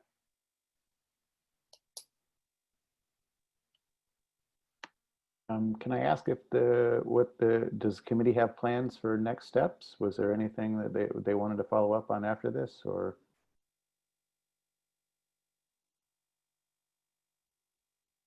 Kim? The way we left things at the last meeting, one of the initiatives, one of the initiatives that I was looking at in my staff role in member engagement is some sort of vehicle to develop online communities. And there are softwares available. They're pretty complicated and expansive and expensive. And so I've not had the opportunity to do as much research on that as I want. I've had a couple of requests specifically for a community for board chairs, so they have easy access to each other when issues come up that they're struggling with, or they're not quite sure how to handle something, or something wonderful happened and they need to share it with somebody who's going to understand. And that then leads to the question of maybe we want a community for board members of small schools, and maybe we want a community for all board members, and maybe regional communities, and it's mind-boggling. The list is endless. And so I have pledged to the committee that when I have my research ready to report out to them, we'll reconvene for that. I think that's what we're waiting for.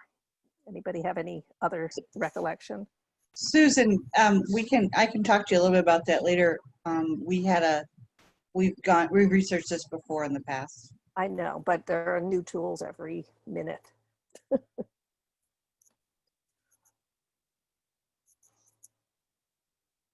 Anything else from the committee members or questions for the committee?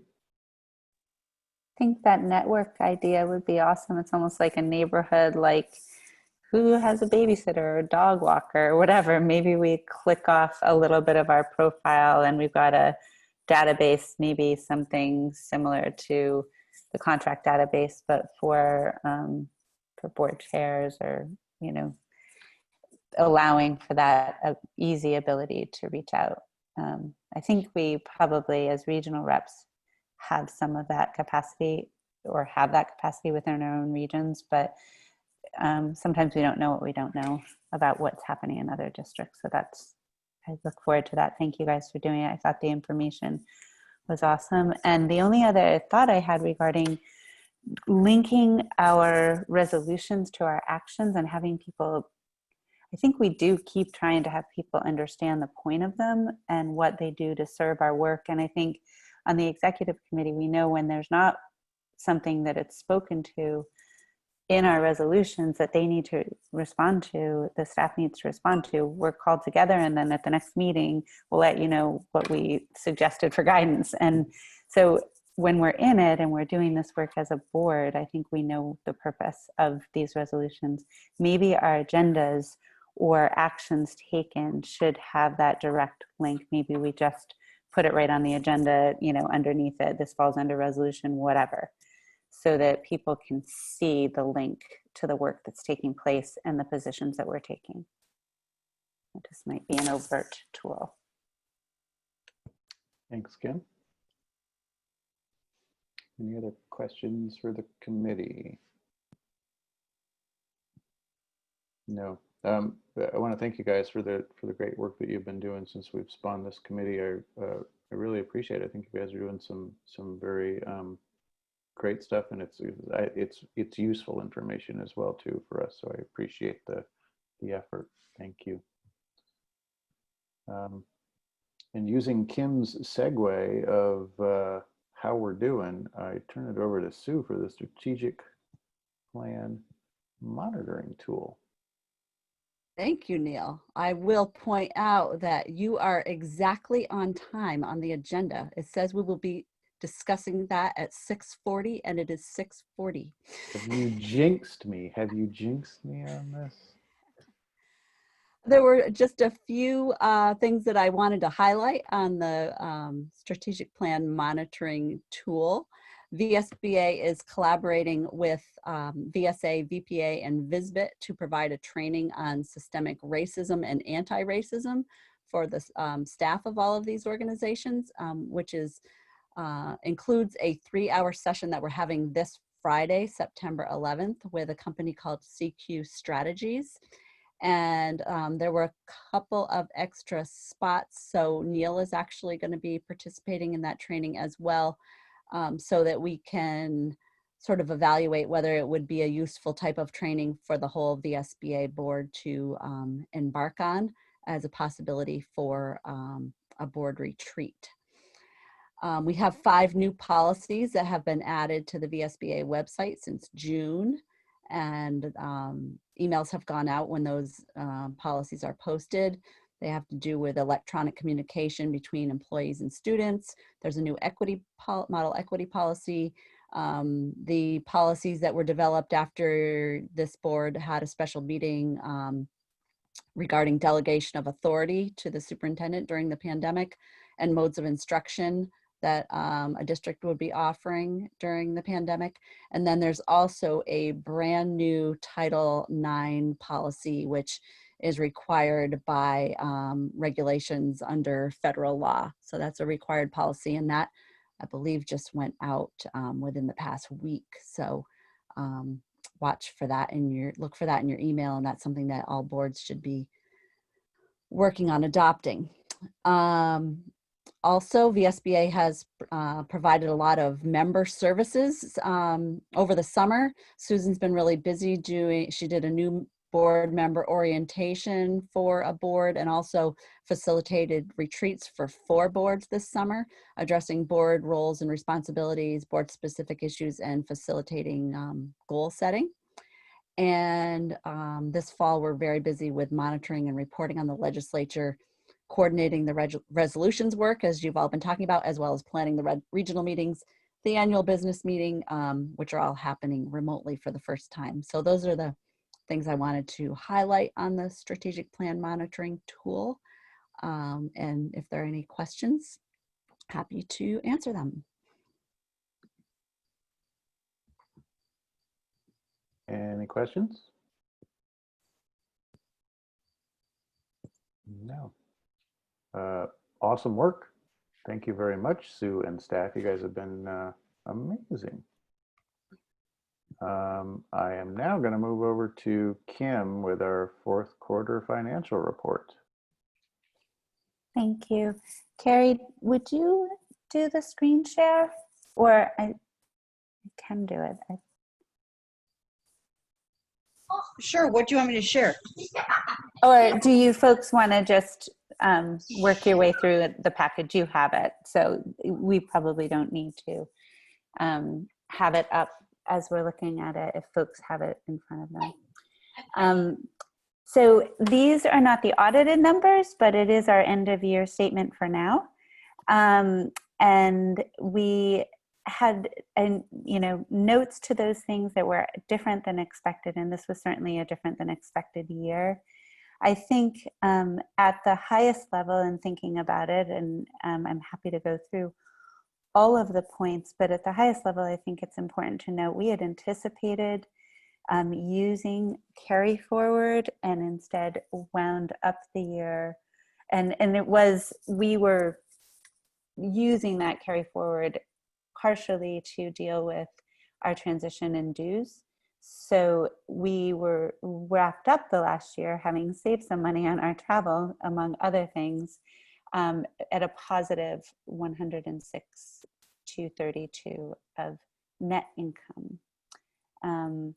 I think of note was a handling of the collective bargaining expenses, and in partnership with the VSBA service agreement, being able to do that despite the fact we were charged with that responsibility without, that was certainly our own little unfunded mandate, but thankfully that work is well supported by our service agreement.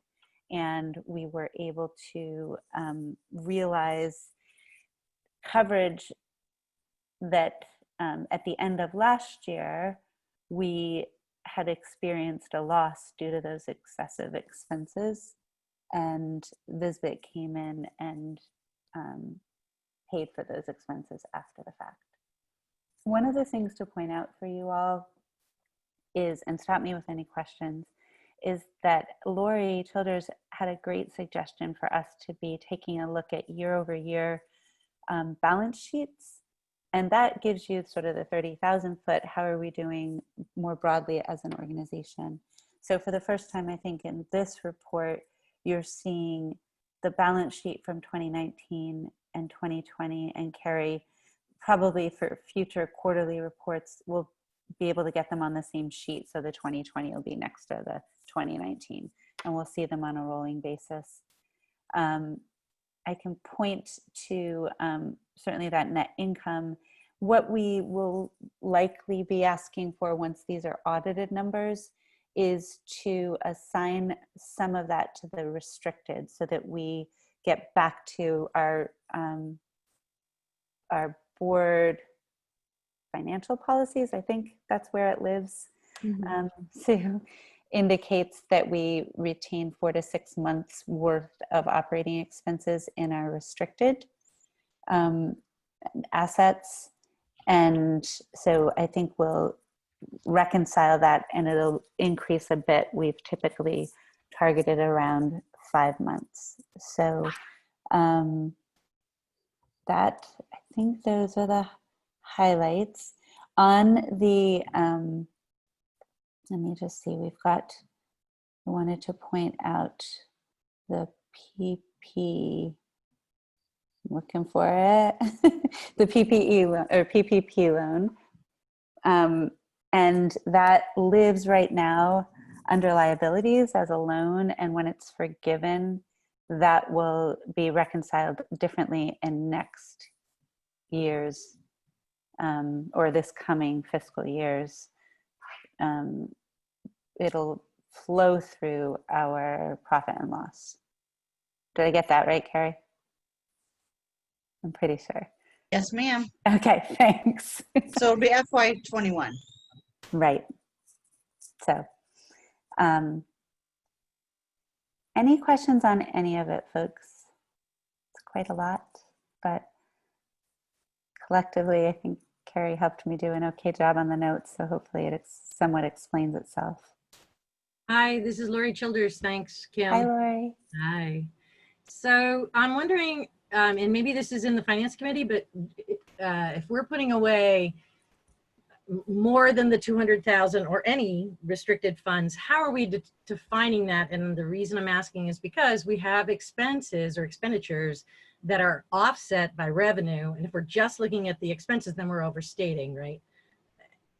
Yeah, I think that I think it is, hold on, let me just see if I can find it, the actual language in the finance policy. I have the language, Kim, if that's helpful. Do you have it? Can you read it from it? I have my book. You're talking about the 4 to 6 months? Yeah, it says in the policy, doesn't it, what we consider to be those? So it's in the financial policies. It's A6, net assets reserve. It says the association will maintain a net assets reserve equivalent to 4 to 6 months normal operating expenses to be allocated for future association expenses. The calculation of normal operating costs includes all recurring predictable expenses such as salaries and benefits, rent, travel, program, and ongoing professional services. Pass-through grants, depreciation, in-kind, and other non-cash expenses are not included in the calculation. Does that answer that, Lori? Because I think that would exclude the collective bargaining supports. Would that make sense to you? Because that's a grant, in my mind. It is somewhat a pass-through. If we were to ever not continue to have the support of the VSBA service agreement, the law would say we still have those expenses. So I think that's a good consideration for us, and we could maybe I will talk to Carrie and Sue, and maybe we'll do a quick finance committee meeting just to think about specifically how we're targeting that. this gives us good guidance in the policy, but that's one of those things that came about after the collective bargaining responsibility came about after this policy was put in place. Nicole and I did this a few years ago now. It's probably been 3 or 4. I think we did it around the time we changed the dues. So I think it'd be a great idea to revisit and make sure the language provides the guidance that we, or at least clear on how we operationalize it. Thank you, Kim. You're welcome. Any other questions?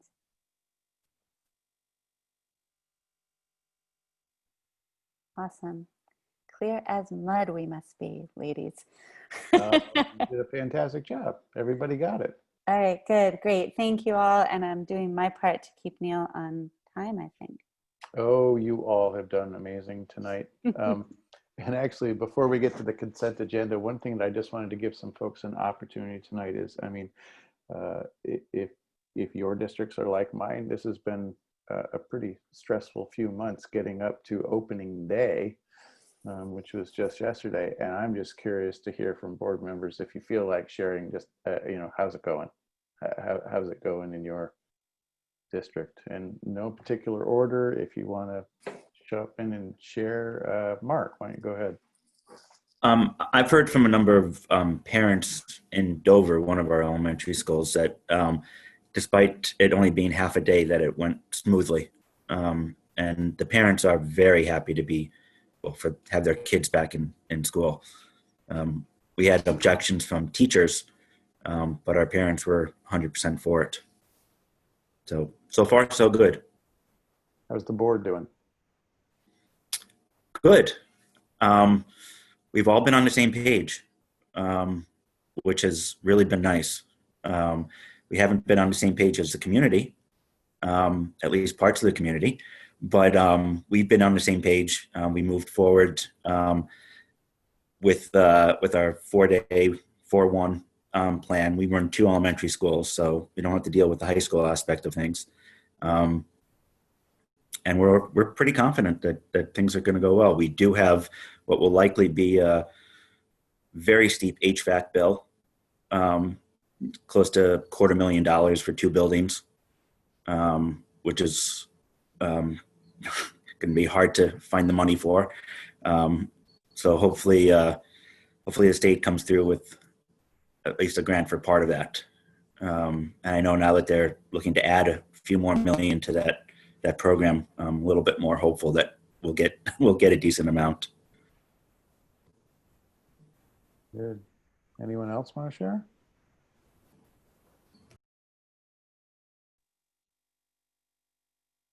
I think we've, up in our neck of the woods, have had really positive feedback on the experience for families getting back in the building. It seems to be enthusiasm from the staff and administration, and it was a lot of work, obviously, leading up to it. So at some point, it had to be day 1. And I think people were relieved. And also, we've got another day 1 tomorrow for the second cohort of kids. So that, you know, I think each of these days everybody will learn a little something from it. But I think there has been tremendous gratitude expressed from the board, administration, teachers, but also from the community. I think they recognized, if not before, how important education is and how hard it is to do it in these times. So.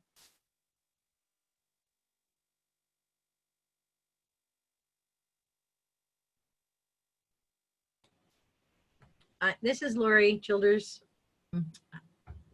One of the things I was really impressed with is that all the superintendents on our side of the Green Mountains, or north side of the state, the northern part of the state, got together as superintendents and created a group and came up with, together they came up with opening plans. And it was remarkable, and it made our board, it just made our board feel so much more confident about what was happening and what was going to happen. And I haven't heard a thing community members at this point. I think that regional collaboration, it has been the biggest COVID win. Just that working together and solving problems together and learning from each other. And, you know, I know historically probably have said that teachers can be territorial. They go in the room, they close their door. I think we've done that as districts. Everybody's busy, but this really necessitated collaboration. And I think it's improved things for all of us, obviously kids as well.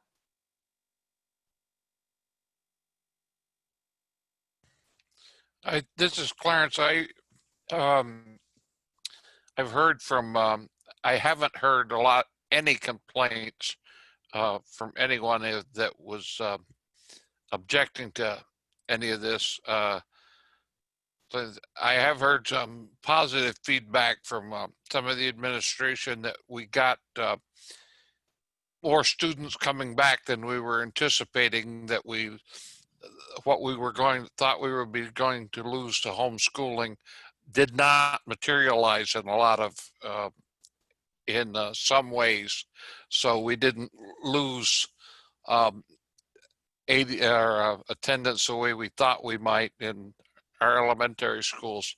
But that's only with 1 day's attendance. So it's hard to make a thing, but I look at the positive that this was quite a lot different, but there aren't any complaints. Maybe they'll start surfacing later, but we're just dealing with elementary. But I think it's both reasonably well that parents are happy to have their kids back in an in-person building, you know, wherever possible. That's really very positive.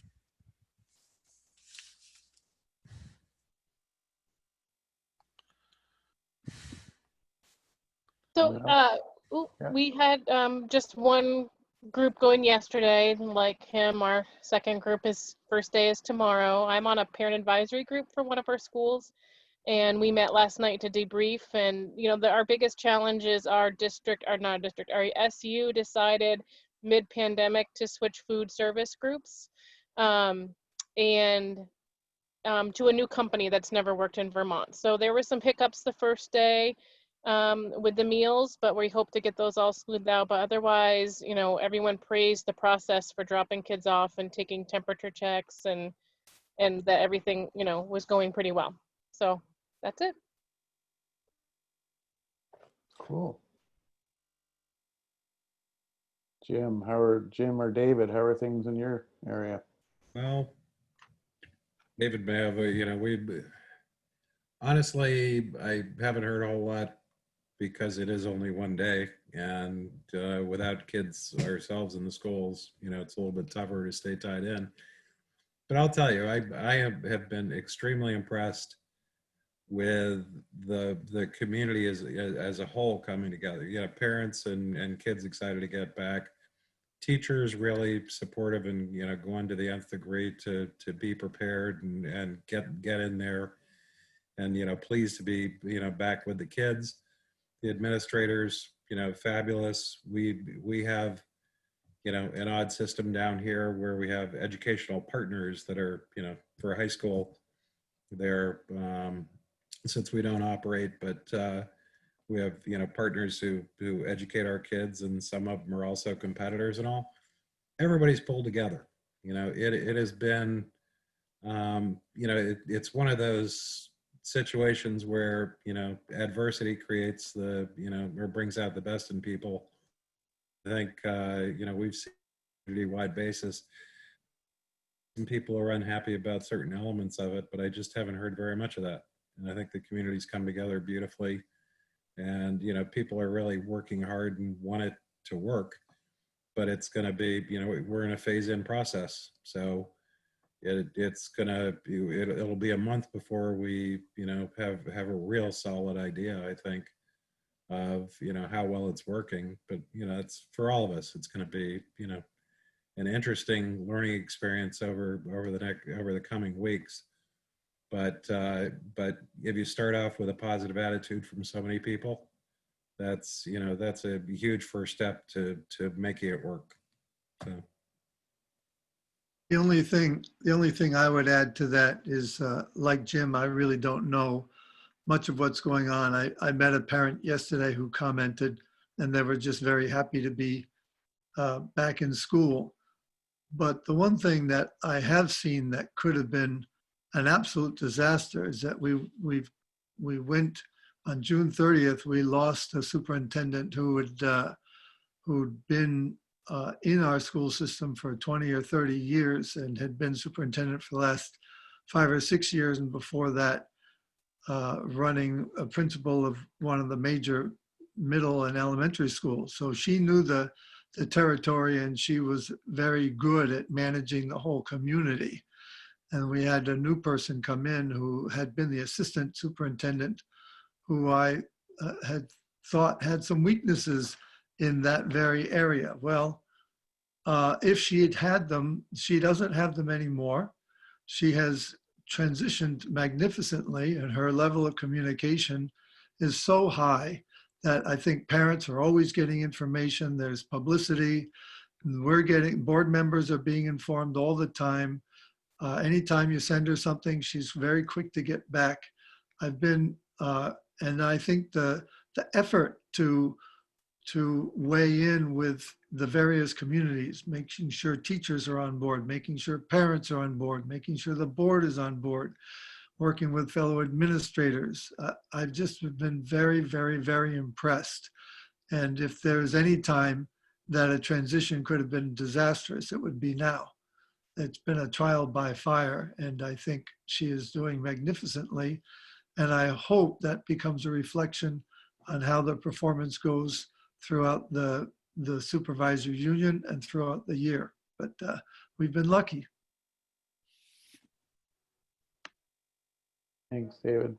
Amy, how are you guys doing? I mean, this challenge on top of all the other ones that I think unfortunately have been going on for you is really added to your workload. There were some challenges, a few kind of tense meetings around the reopening, but I've also heard that our plan was well thought out and has been implemented with care, and teachers that I have seen, just their correspondence, it's all been very positive. And we had a very positive first day yesterday, and geez, I haven't heard anything about today, so I hope today followed suit. There has been, I'm sure you all know, there's been a lot of peripheral stuff going on in my supervisory union and in my district within the supervisory union. So we're all just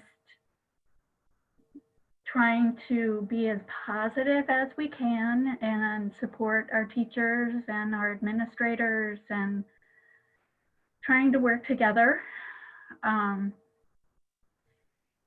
We've learned a lot about each other, and about our community, and just the different supports that we've had has been very eye-opening and good in many ways. So thank you. And also, before I mute myself, I want to thank Sue and Susan and Neil for just advice and support with all that's been going on in my little neck of the woods. So thank you. You are entirely welcome. It was, I think we had the easy part, you had the hard part. So, hey, Kevin Hansen, what's going on with you guys?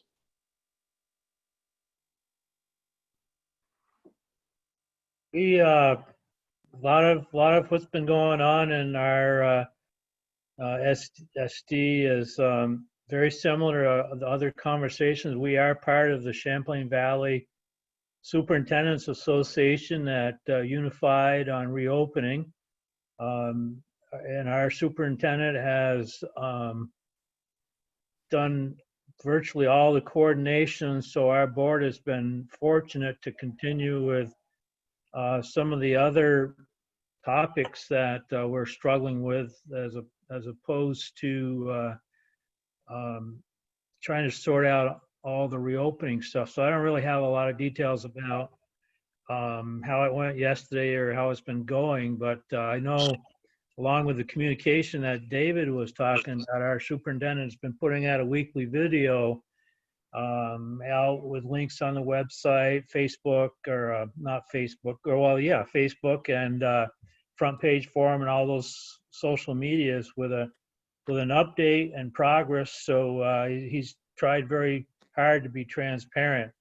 There's a little bit of, if you talk with parents, there's a little bit of sorting out of how to keep things going with 2 days as homeschooling and 2 days at school. But, you know, hopefully everybody will get acclimated to that, or maybe we'll even end up going, 5 days a week and taking that whole added complication out of the equation. Thanks. Colleen.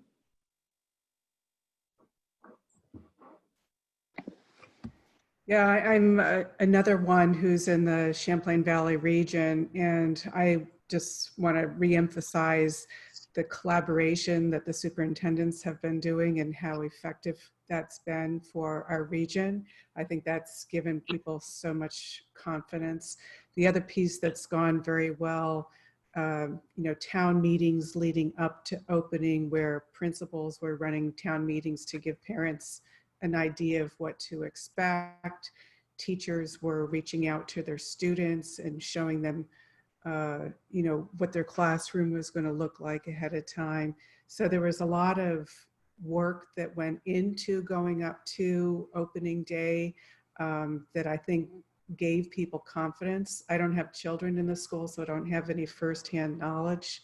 And I just want to say another piece that has been incredibly helpful is when there have been town meetings, nurses, a nurse or a doctor might be invited to, who lives in the community, might be invited to be part of the discussion. And again, that seemed to develop a lot of confidence in the system. It's early, so we'll see, but so far so good. And it's really impressive what our administrators and teachers and staff have done in such a short amount of time. And we have $150,000 of plexiglass that will be turning into a greenhouse in 2 years. So we'll see. But it's been a lot of money spent to make this happen. Yeah, no, there certainly has. I don't know, Adrian, are you doing double duty on 2 meetings, or you guys are full remote, right? We're full remote, and I'm actually here full time. We had a special meeting where we had to rescind our offer to fly the Black Lives Matter flag. So it was a very disappointing meeting, but we had a lot of legal pushback and threats and of legal action. So it was a discouraging thing for the board to have to deal with on opening day, which went well, by the way. So in that regard, I got to see all the little slideshows of all the kids, because we were all remote and their parents had taken pictures of them with their, in their new clothes and their little, what classroom you were going to be in, that kind of thing. And I think from the feedback, people would rather their kids were back in school. But for the most part, they've worked out how things are going to work in their own households. And there's been a lot of, trying to connect people with tutors and help. And the school put in some after school hours for teachers that wanted to staff, like tutorials, things like that. And hopefully that will all work, and maybe by November 1st, everybody will not have gotten sick again, and we'll be able to sort of make a segue into in-person, but I am not overly hopeful. Nancy, how are things in Hartford? Thank you. Sorry I had to leave. We were just discussing that in our own school board meeting. It's gone well. We had our second day today. The kids are going every other day to school, and on the off days, and they're doing school virtually at home. We had some waiting time for parents to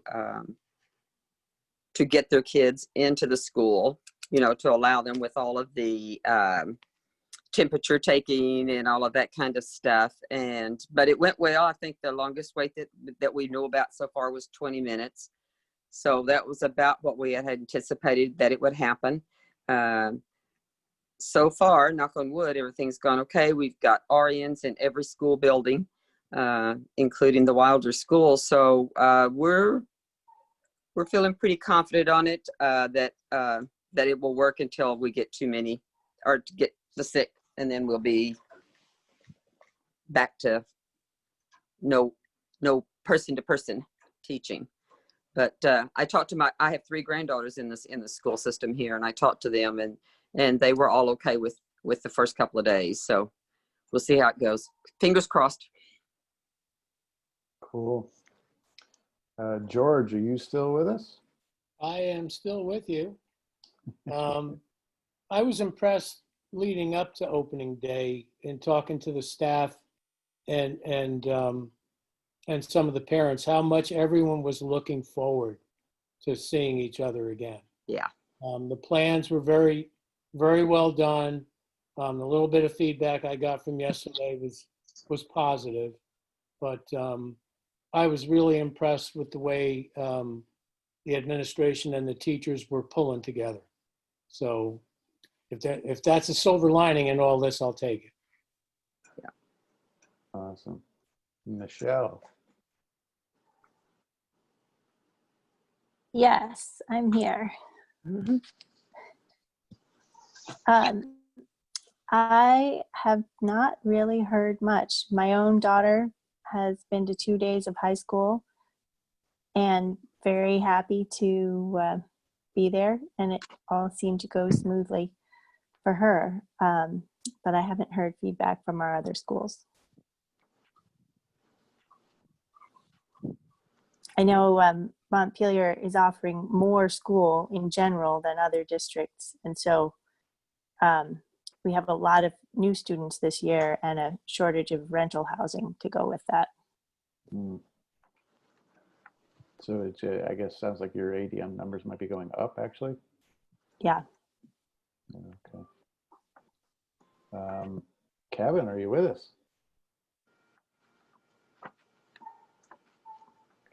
Audio connected. Kevin Amiot, how are things going for you guys?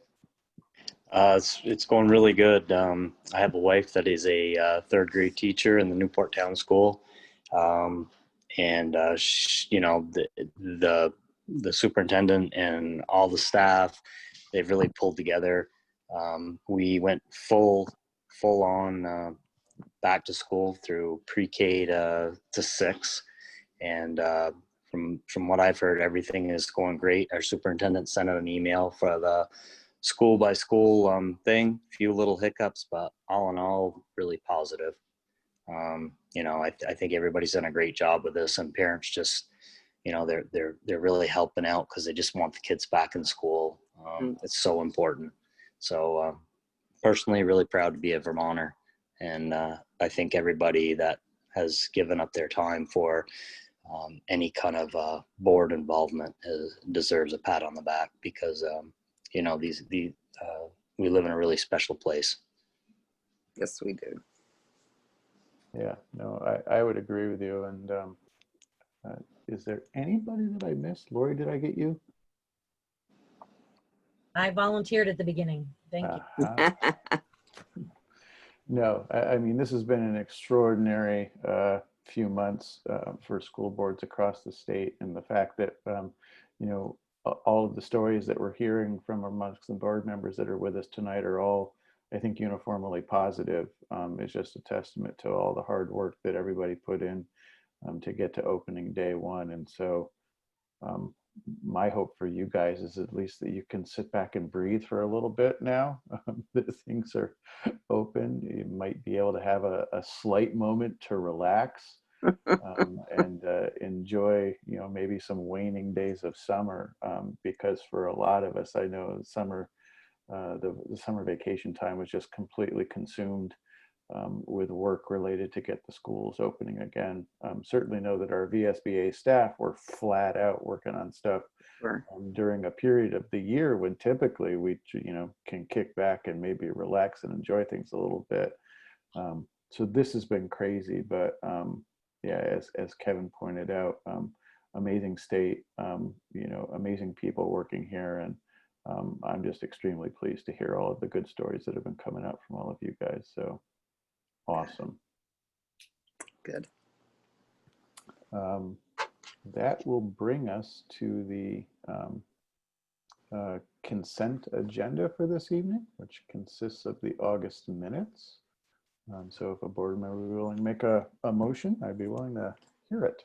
This is Lori Childers. I'll make a motion to adopt the consent agenda as written. Lori with the motion, seconded by? This is Nancy. I'll second. Go ahead. Seconded by Nancy Russell. Carrie, for the minutes. Any further discussion? All those in favor, please say aye. Aye. Aye. Aye. Opposed? Any abstentions? No. I wanted to take a moment, though, also just to recognize that I believe we've got a few board members that, while we still got an annual meeting coming up, we typically don't otherwise meet in October. So this would be sort of the last regular board meeting for possibly a few folks. I know, I believe Heather Gagnon, who isn't with us tonight, but Kevin, I think this might be your last one. Hanson. Yes, it will be. And it was, I'm on a lot of boards. When I retired people, I kiddingly tell people when they ask me when I retired what I do, I say I'm bored. I'm on this board, I'm on that board. And it became it was a hard choice, but I have had to start shedding some of those responsibilities, and the VSBA is one of them, and it's been a tremendous experience. Once you are on a local board, you get so focused on local issues that you never step back and see the perspectives across the state, which this board so readily demonstrates, or you can see with all the different participants and all the issues and all the skills that they bring to the table. So it has indeed been a privilege and a pleasure to serve for the last little over a year with all of you. Oh, thank you so much. And if you ever reconsider your position, you know where we are. We're always looking for good board members, Kevin. So Maybe, Kevin, you want to do an infomercial for us for those regions that are without coverage? That was well said. Thank you. Thank you for your time. I'm looking around. Did we lose Michelle? Is she?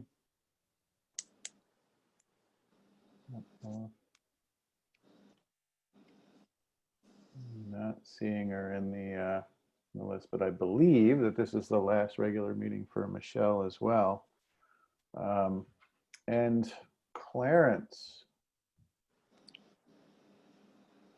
Where'd you go, Clarence? Yeah, it's been quite a ride. I can't even think exactly the number of years that since Kim and I were elected as members at large at an annual meeting several years ago. 2012, Clarence. It's 2012, was it? 2012. 8 years. 2012. Time flies, right? Yeah, it's been quite a ride. I think the biggest thing that I found about this board is you get a statewide perspective on all the issues that you didn't have when you focused on your local and supervisory union. You knew all the answers back then, and all of a sudden you don't know them all, you know. So it's been good. I still chair my local board, and I'm the vice chair of the supervisory union. So I still have more than enough to do, and as you might guess, all the things get to be. There gets to be more work instead of less. This whole pandemic is really, as everybody else, challenged us and really kept us busy and made us think about a lot of things we took for granted. Of course, school's going to open.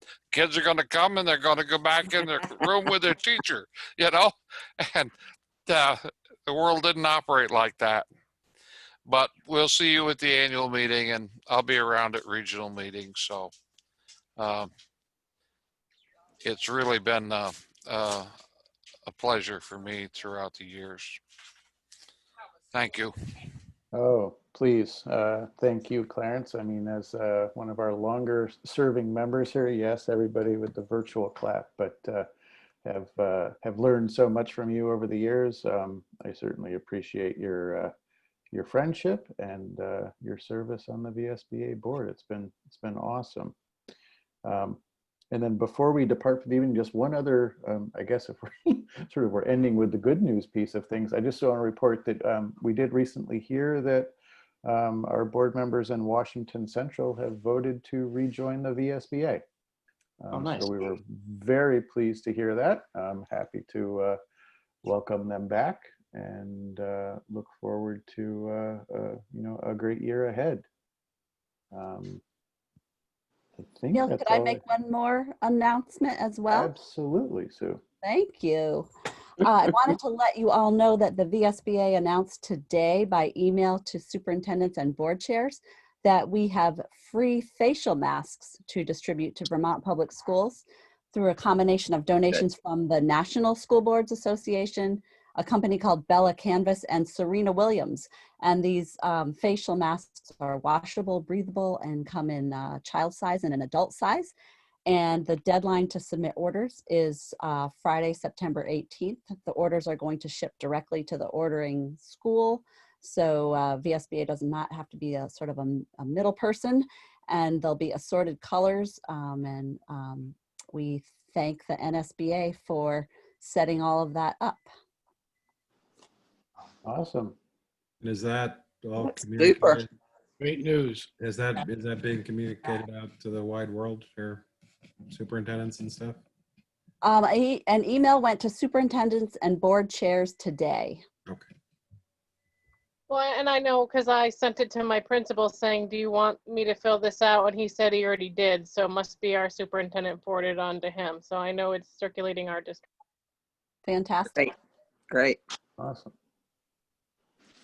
Well, board, we made it through a very ambitious agenda tonight, and I will pat myself on the back for getting us there almost 6 minutes early, according to things there. So if anybody happens to run across Geo in any of their travels, you let them know just what kind of a job your current chair is doing for this team. All right. But if anybody has any future agenda topics, please feel free to reach out to either Sue or myself, and we'll do our best to see if we can get them on the agenda for a future meeting. But other than that, I'll look for a motion to adjourn. So moved, Kim. Seconded by. I'll second Tara Sweet. All those in favor? Aye. Aye. Thanks, folks. Thanks so much. Thanks, Thank everybody. you. Night. Good night, everyone. Good night. Night, everyone. See ya.